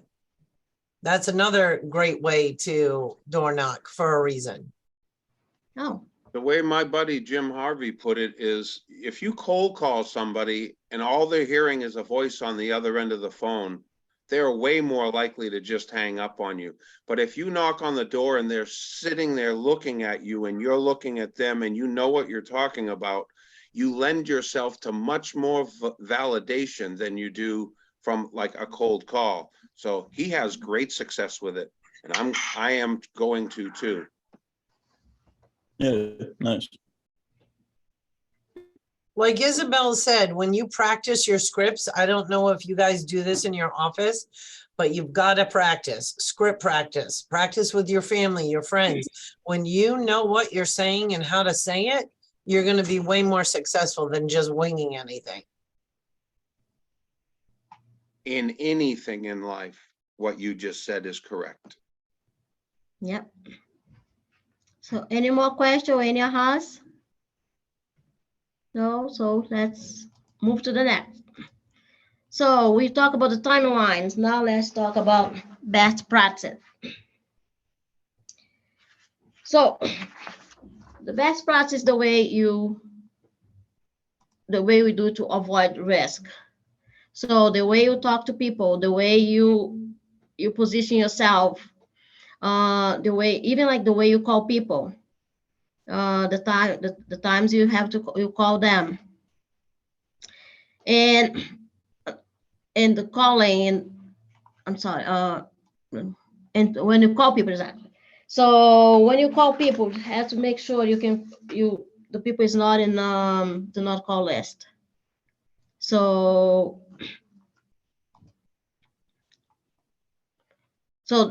the way best practice avoid and the risk avoidance is like position yourself the right way. Don't assume the seller or the buyer know everything. Don't assume you know what the listing agent is thinking about, or don't assume what they're going to happen in inspections, and don't give your clients information that you're not supposed to. You're not a lender, you're not an inspector, you're not an attorney. So if that question that they need, and you think, okay, this question is not for me, I'm a real estate agent. So direct to them, tell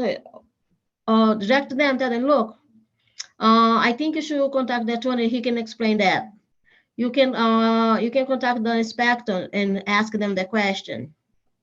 Because something, you go to inspection and the sellers, they say like it's a little crack in the wall, and it's, oh, this crack is bad. That's not your job to do that. That's why they pay the inspector for that. The inspector gonna go, even the inspector, a lot of things they don't want to tell them. They're gonna say, you should consult a contractor, a licensed contractor.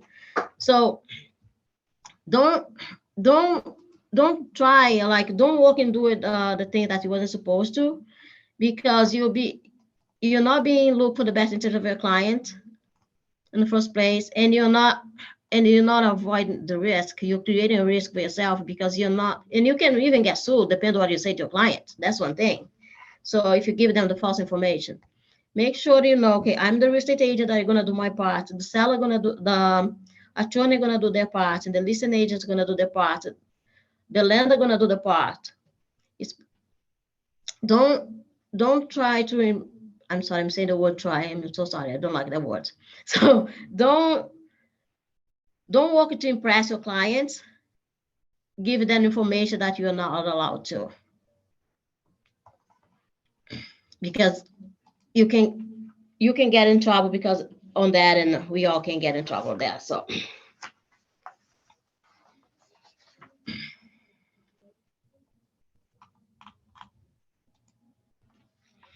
risk avoidance.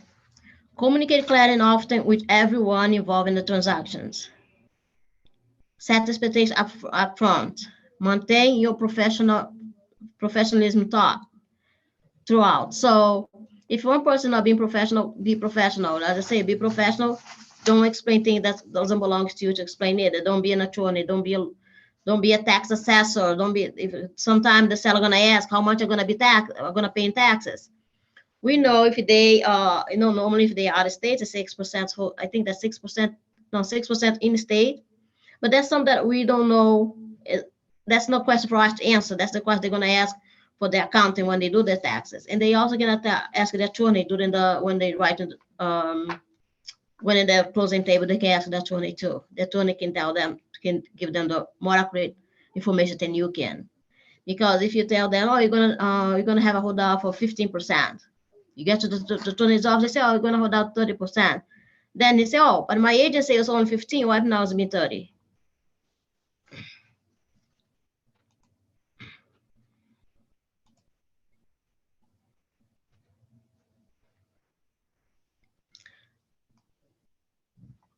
Where is the deal at risk of falling apart?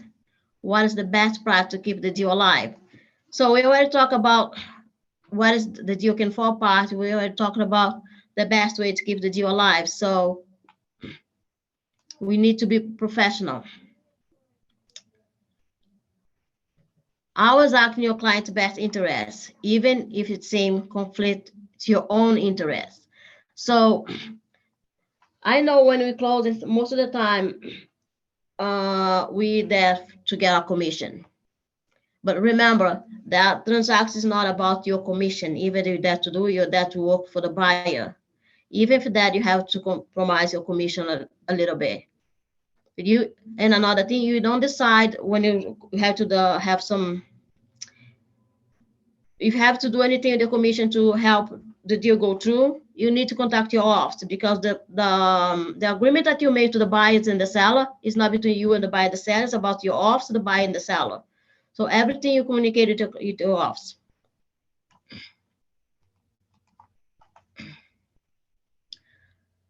Leave it that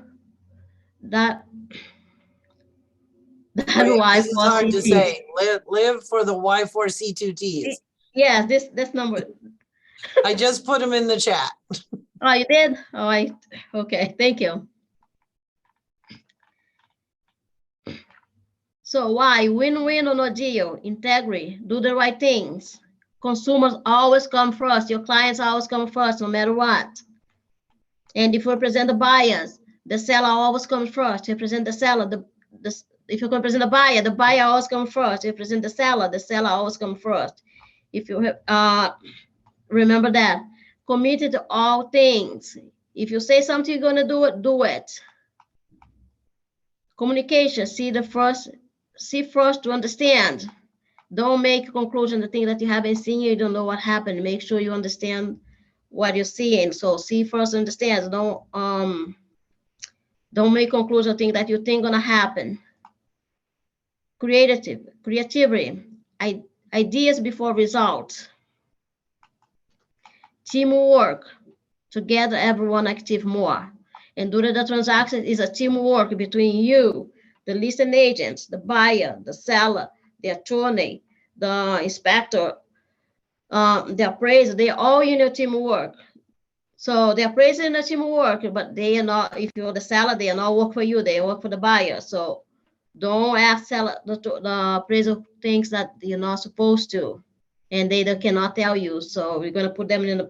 If you put that in a bad position, they're not gonna be happy. So make sure the appraisal is the person that I say that we have to love the most during a transaction. Trust starts with honesty. Be honest in everything you do. Be honest to yourself. Be honest to your clients. Equity, opportunity for all.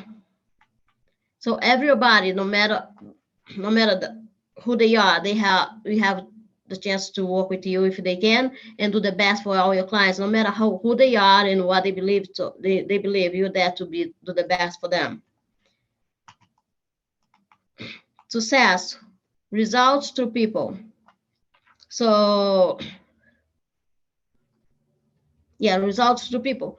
So our success depends on the people. If you don't have buyers and sellers, we don't have a job. We will not be successful. So we depend them to have our job. So, and remember, you work for them, not them work for you. That's always we work for them. They hire them us to work for them, and they can fire us anytime, and they don't have to pay us anything.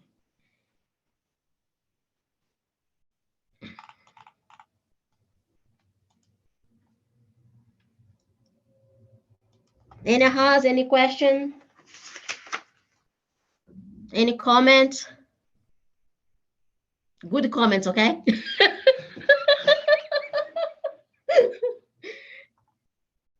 No? Okay. Referrals and review.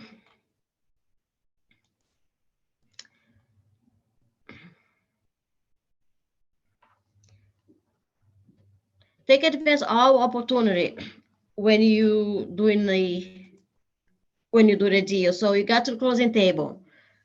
Then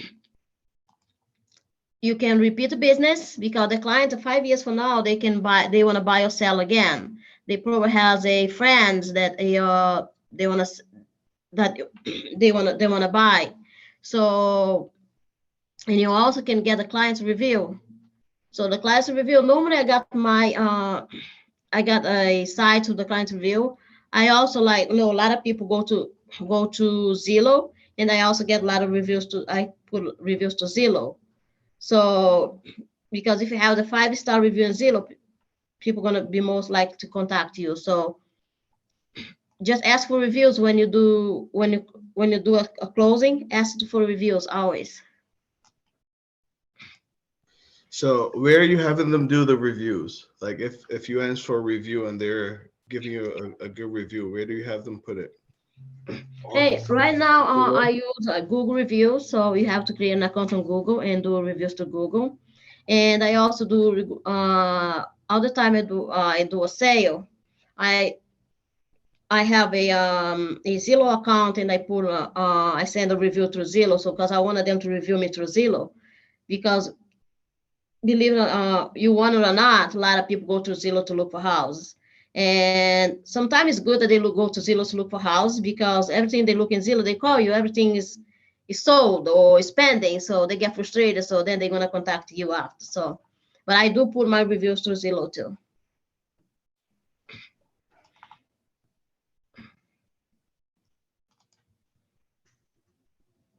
Ask for referral. At every conversation, you ask for referral, even during the transaction. Ask for referrals, who they know looking to buy or sell or invest in real estate. And at closing the at the closing table, ask for review. I'm sorry, I'm talking about. Ask for referral, because buyers and sellers, they know people, they know the friends, they have family member, so they know people that probably gonna buy a year or two for the day you close, or even a month, that month. You never know when people's looking to buy or sell, so ask for reviews all the time.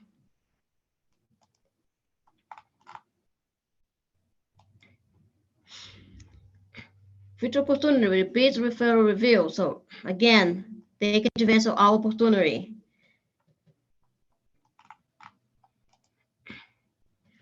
Post-closing follow-up. An idea of what you can do after closing to follow up with the client so they have you in mind. An idea what you can do after the closing. Send them a thank you card or put them in command. Send a thank you card and put it in command. Both actually. Both of them. So you send a thank you card. So no, I do a gift, a closing that I give them, like, I like yellow rose because that means friendship. I give my buyers a bouquet of yellow rose with a thank you card. Then a week later, I call them and say, how's everything? How the house is doing? That's anything that you need help with anything? You want to get all the electricity and everything? So I always ask if they need anything. So I'm not asking for business. I ask for everything.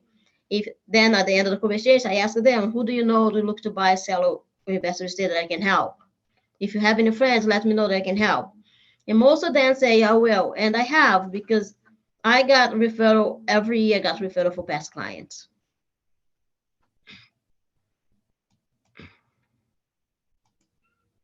So follow up, put that in command. You can put that in the bi-week neighborhood nature. They gonna get every other week. They're gonna have an update on the neighborhood they move in. You can put it in on the new contract. This is a new contract. The best one for I think is be the bi-weekly neighborhood nature, because they're gonna be receive updates for the week they're moving in every 2 weeks. And you can also like, if you know that be an event, you can send an email with the event. So, gonna be this event. So, I know you're not familiar with the neighborhood yet. Gonna be this event, and if you want to go, that's free for kids, if they have kids. So that's thing that you can do, like send emails and updates things that's happening. And make sure you put the day they bought a house and all the information, the address, everything, because a year from now they're gonna get an email from you. You can set up that the day they close for the year from now in command. The command can send in an email that day, say congratulations on your first anniversary. So that thing you can do the day of the close, and that stuff that you're gonna be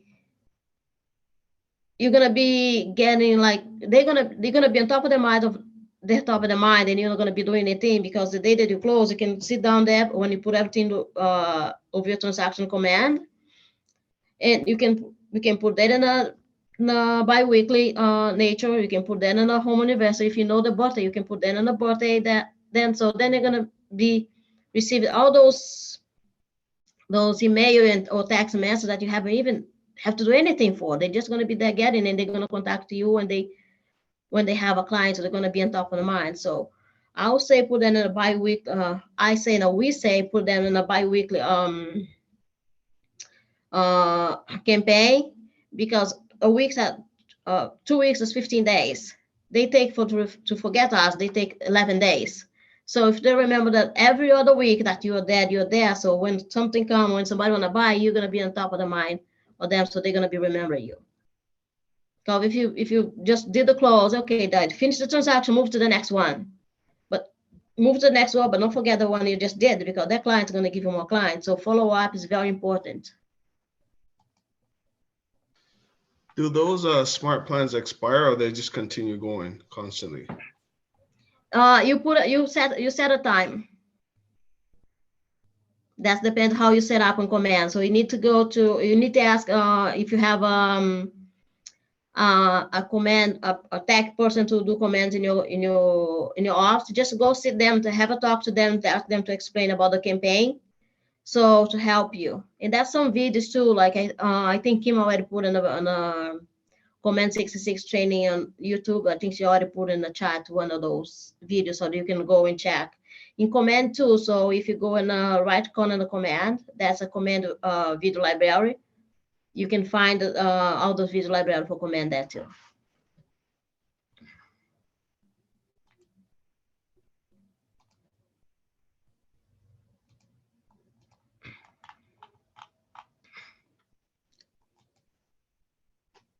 Co-agent follow-up.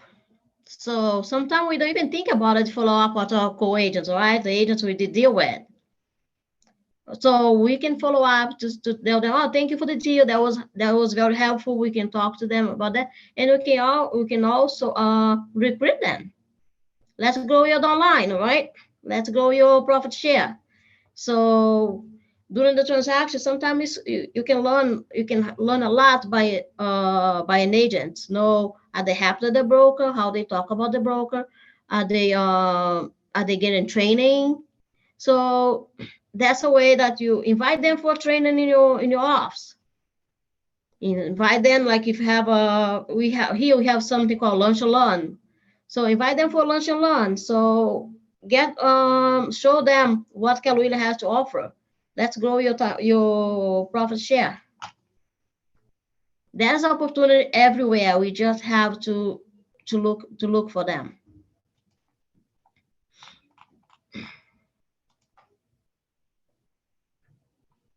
Okay, anyone has anything that you want to share or questions? Oh, there's a question here in the chat. Oh, I had a buyer. I had a buyer who wanted to back out of a offer. She stopped her check. What's it? Oops. She stopped check going through, but apparently that doesn't stop. It is still binding. Can we clarify? So you cannot back up a transaction just by stopping your the check. If you haven't signed the contract, most of the time, you can talk to the listing agent to get that to don't sign the contract. I had a client who didn't want to, after the offer, they didn't want to follow up, don't want to continue the sale. The best way to do it is wait for the inspection period. To go to, I know they're gonna have to spend some money, or if they haven't signed the contract yet, but if like Massachusetts, when you sign the offer, when you sign the contract offer, you already signed a contract. So you need to get a lawyer involved to get the deposit back. In Rhode Island, most of the time we can get that done between the two agents. So if you put an offer, we didn't put a check, we didn't put anything, we talk to them, look, my client decided not to move forward. If they have signed the contract already, the best thing to do it is waiting for the inspection period. So that will be better for you, that's going to be better for your clients, and that's going to be better for everybody in the transaction. Or you talk to the listing agents, look, my client decide not to go over because this explain the situation. But most of the time, you're going to have to need the attorney involved if the check is already done. So the best thing is to contact the attorney.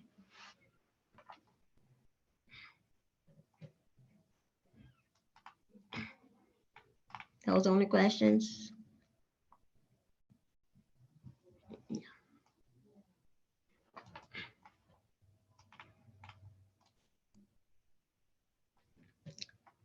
Recaps and ahas. We already talked about that, so nobody has any ahas. So ahas to achievement. So how has your thing changed? Just some recaps here. How has it changed? Your thinking changed? What's the idea mindset were new? What do you feel different about it? What is meaningful to you for learn today? So what will behavior be different going forward? What action you take? What tools, model, or system you use? How will you make you accountable? So anyone have anything to answer on this question that I just put in the screen or? My big aha for today was that you really have to be in sync with the opposite person, meaning if you're the buyer's agent, you got to be in sync with the seller's agent. It's almost like you're doing this as a team. Yeah, that is a team. Yeah, we always work as a team because we cannot, if you think about it, you're not a solo, even if you say I'm solo agent, if you're not working a team in your company, you're not a solo, you're not solo because it involve a lot of people to get the deal through. So communication and the way you behave with everybody else, they're gonna dictate if you're gonna have a good deal, if you're gonna have a bad deal. Even if the transaction, the deal is very hard to do it. If you and the listing agent, you're in sync together, you guys are gonna do the best for both the clients, then that transaction is gonna go to the closing. So communication and the way we interact with other people is very important.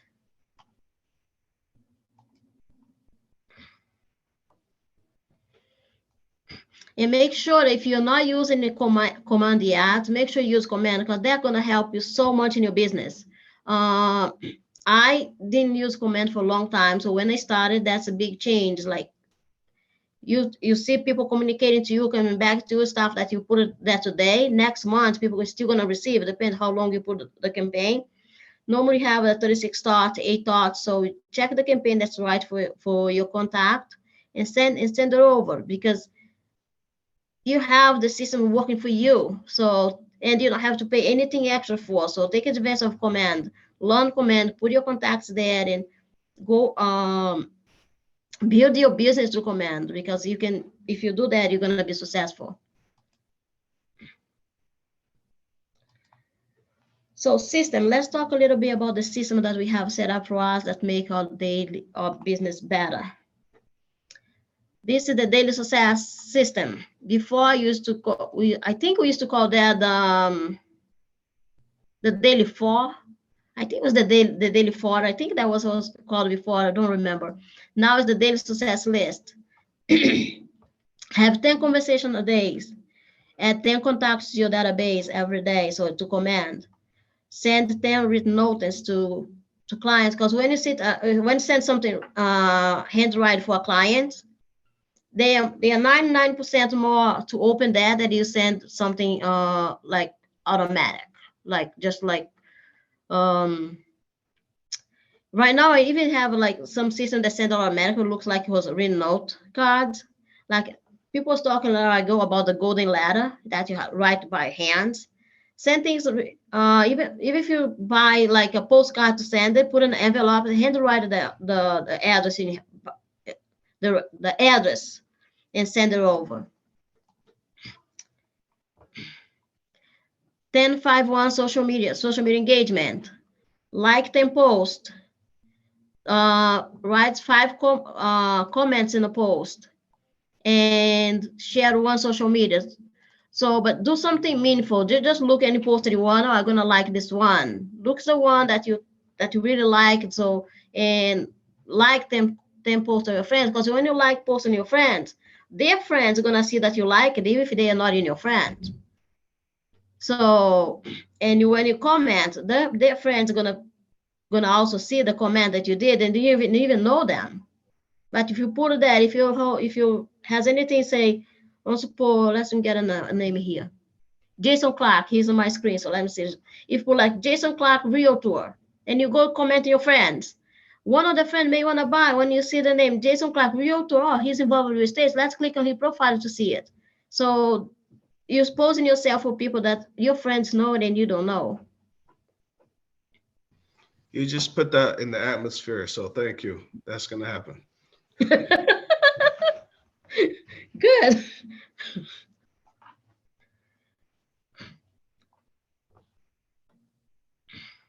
So enrichment, learn every day. So make sure you know what you're talking about. Make appointments. Make at least 1 or 2 appointments a week. Agreements. How many agreements you're gonna do? So that's a daily success. If you can write 1 agreement a day, or one agreement a week. So you're gonna have a closer, at least, if you write one agreement a week, or you're gonna have one close a month, at least one close a month. What do you Then mean, think make about- 1 or 2 appointments a week? Appointment for what? Appointments for buyers or sellers appointment. Call somebody who's looking to buy or sell, so you can meet with them to talk about real estate. Well, if I knew people that were looking to buy or sell, don't you think I would reach out to them? Yes, of course you will, but that's if you get this, the daily success system every day, so you're gonna say that's the thing you have to do today. So you're gonna cold call, you're gonna go drive for dollars, so things that you can do to help you get to the closing table to get the client. So that's why I call the daily system. That's thing that you can do to help you get business. Of course, if you all know people are gonna buy, you're gonna meet with them all the time. But if you don't know who you're gonna call, or if you just get your phone, okay, you get your phone and you can say, oh, let me see, I'm gonna call this number today. So that is not like be systematic. Systematic is when you have, you already know who you're gonna call tomorrow. What are you gonna do tomorrow when you get up in the morning? What I'm doing today to get my business going on. So that's why we're talking about the daily success. So that's things that you already know what you're gonna do the day before, because you already know the people you're gonna call a day before.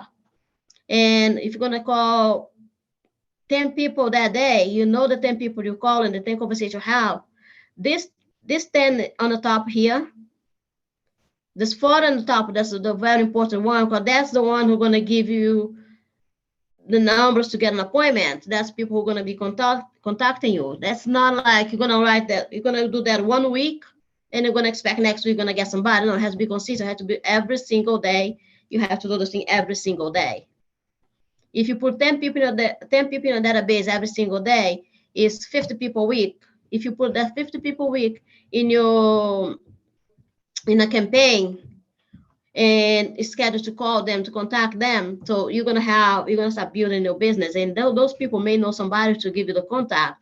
That's how you get leads from people that's in your contact. So you have, when you ask for business, when you get them in touch every single day.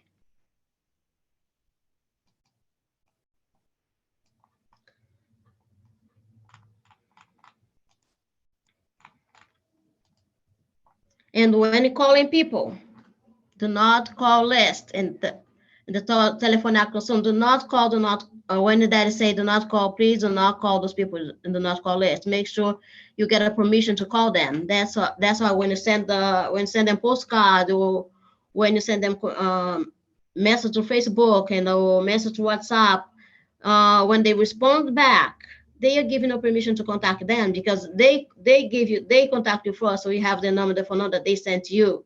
It's not getting from a list. That's do not call list. Even if you're doing a Bloomtone or any other calling system, make sure you check do not call to filter all do not call, only calls that can be called, and filter out all do not call list, because you don't want to call that, because you can get in a big trouble. What if you call somebody and they say, can you add me to the do not call list? Are we responsible to add them to a do not call list, or is that somebody else's responsibility? You can put in your list. So in your list in the phone, you can remove them for your call. I don't think we can add them to do not call list. Can we, Kim? Do you know if you can? You can add a phone number to the do not call list, but that's not your responsibility. They mean on your list. Take them out of your list of phone calls. Yeah, that's what I do. If they ask to remove from email, I remove from email. I never put anybody in the do not call list by myself. They can resist themselves at do not call. So they can go online and Google do not call, how to put my phone in do not call list, and the Google gonna tell them how to do it. It's free and they can do it anytime.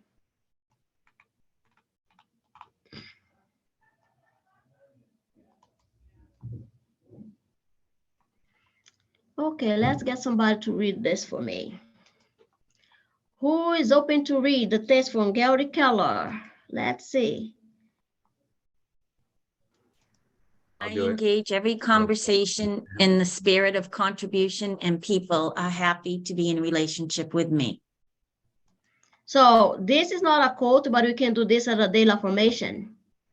Don't think you'll be there to bother people. So engage every conversation in a spirit of contribution, and people are happy to be in a relationship with me. That means if everything you do makes most people feel good, they're gonna be happy to be work with you. You have just to put yourself in a position to become from contribution. Because if you just keep asking, give me, give me, give me, give me, they're gonna tired of that. But if you come from contribution, look, if you put in a daily campaign, like, or if you send an email, spring, things that you can do in the spring to keep your house, refresh your house, or some DIY tip, or even like a recipe for your favorite dish. So give something to giving something back. So don't be just like ask.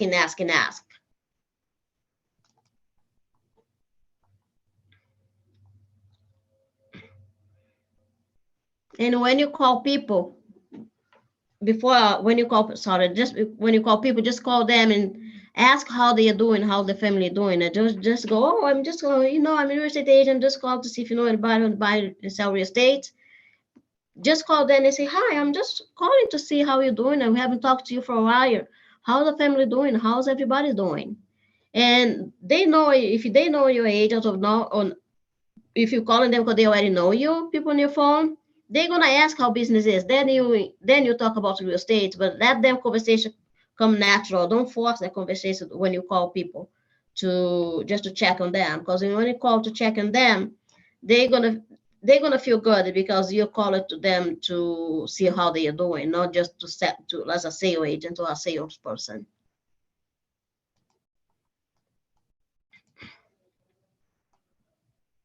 Whole play, at least 20 minutes a day. Take 20 minutes to whole play, to script practicing.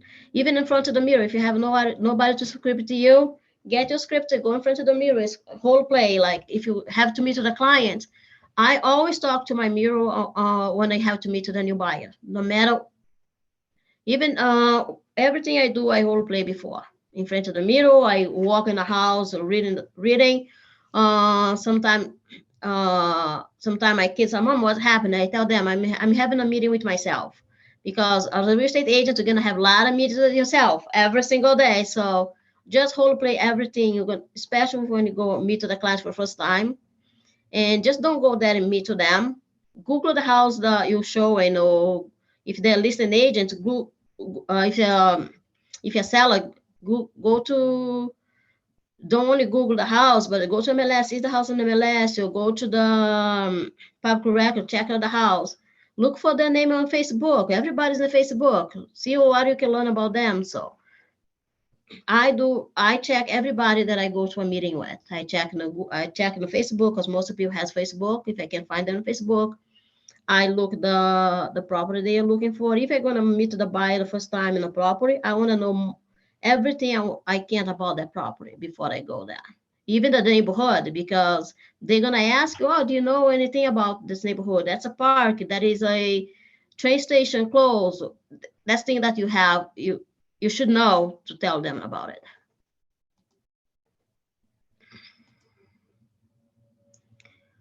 Prepare your conversation list, the name, the phone number, the emails. That's it. Only get prepared for everything, the whole play, and get prepared. Don't just get a call, just get a phone call. Somebody call and go see a house tomorrow, but you never met with the person before. Just say, okay, put in your schedule. That's the time. No, get prepared for that appointment. Because that appointment can be a $10,000 or $15,000 check.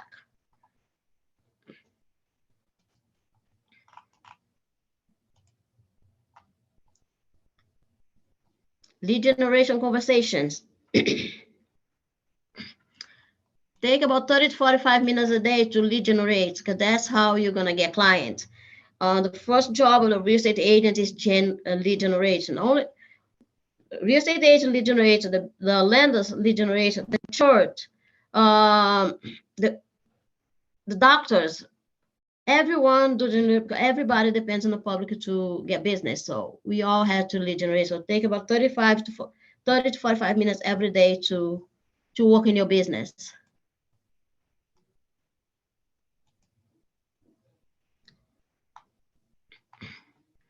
update contacts follow up. So go through contacts, see who you haven't follow up for a while. So follow up with all those people. So see what if they need to buy, if they need to sell, or who they are. Sometimes we have people in our phones or in our emails that we don't even know who it is. So that's another. If you have a phone number in your phone, you have no idea who that is. Just call the number and say, look, I have this phone in my number. I'm just my phone. I have this phone in this number on my phone. I'm just calling to refresh my memory. How do I know you? How we met? Just get maybe it's a client who wanna buy a house about 5 years ago. You put the number there, you don't know. Maybe they still look. So go to the numbers on your phone and just call just to make sure to clean up your database and follow up with people.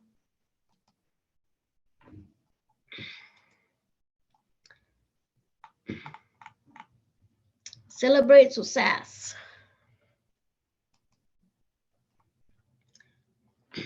So celebrate success, your daily success system that works. That's what I call a daily success system.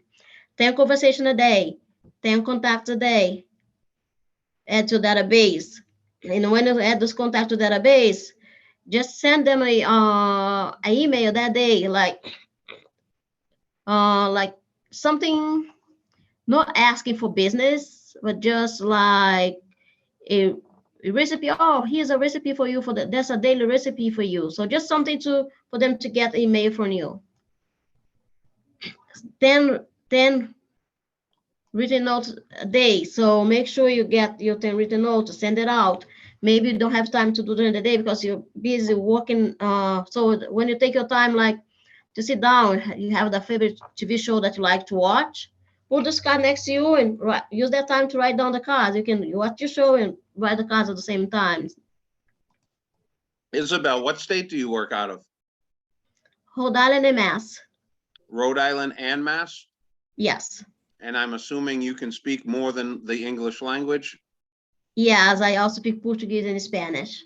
Okay, because if I have somebody that can't speak English in those areas, I'm gonna recommend you. Can I also get your phone number as well? Yes, Kim, I'm gonna put in the chat here for everybody. Just give me a second. I'll throw it in, Isabel. I did your email already. Oh, thank you. Brian is in the chat. And thank you. Well, it's good to have somebody that can speak a language that I can't, because it would be a nightmare for me to sit down with somebody and try and do this that can't speak English. So it just makes sense to have somebody that can. I mean, there's somebody that can speak Spanish rather, and it would be way easier for you to talk to them than it would be for me, obviously. Yes, and this is another thing. So you put in the clients before yourself, because if you want to help a client who don't speak your language, so you're not going to do the good for them. You're going to be doing the best to do the good for yourself. Like if I have a client who only speak Chinese and I don't speak Chinese or another language that I don't know, I'm not going to do the best for the client. So the best thing is to refer the client to somebody else. That's like if you want to sell a house, if you want to help somebody buy a house in Florida, you're not licensed in Florida, but you're going to get your license fast just to do that. It's better to refer somebody there. They know the area, they know everything. So if you refer somebody to help to inspect that, and that side of the country, not in that state. So don't think you have to work with everybody, because you also you can do a referral. You still get a referral fee, and you're going to do the best to help your client. And that's something that you don't know if they wanted something, you don't know what they wanted. No, like if that's something that they want to know, you don't know what it is. Tell them, look, I don't know this on the top of my head, but I will get the response for you if they ask you a question too. So, and don't don't think you have to answer every question they have, because sometimes we don't know what we say. So get the right information and give to them. So always do the best for your clients, not for yourself. Clients always come first. And never be afraid to don't shy away rather from a referral, because I would rather get 25% of something than 100% of nothing. Yep, I agree.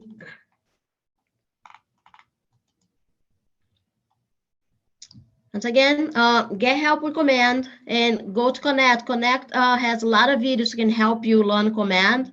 And if you start getting your business Command, believe me, you're gonna do really good, because Command has a lot of things to help us go through your business. I started use Command and I'm loving. So for the next section, we're gonna do, the next session next week, gonna be plan your future. So plan your future. How are you gonna get the clients? How are you gonna move forward in your business? So any ahas, any comment, everybody, any question? This is the end of our presentation today. So I just wanna see if anybody has any questions, have any ahas or any comments.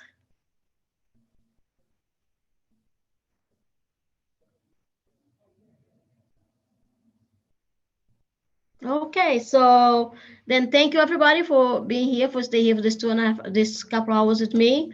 Hope we learned something, and if there's anything that I can do to help, you guys have my number and my phone number. Be free to reach out to me, and I'll do my best to help or answer any question you have. You guys have a wonderful and productive day. Bye.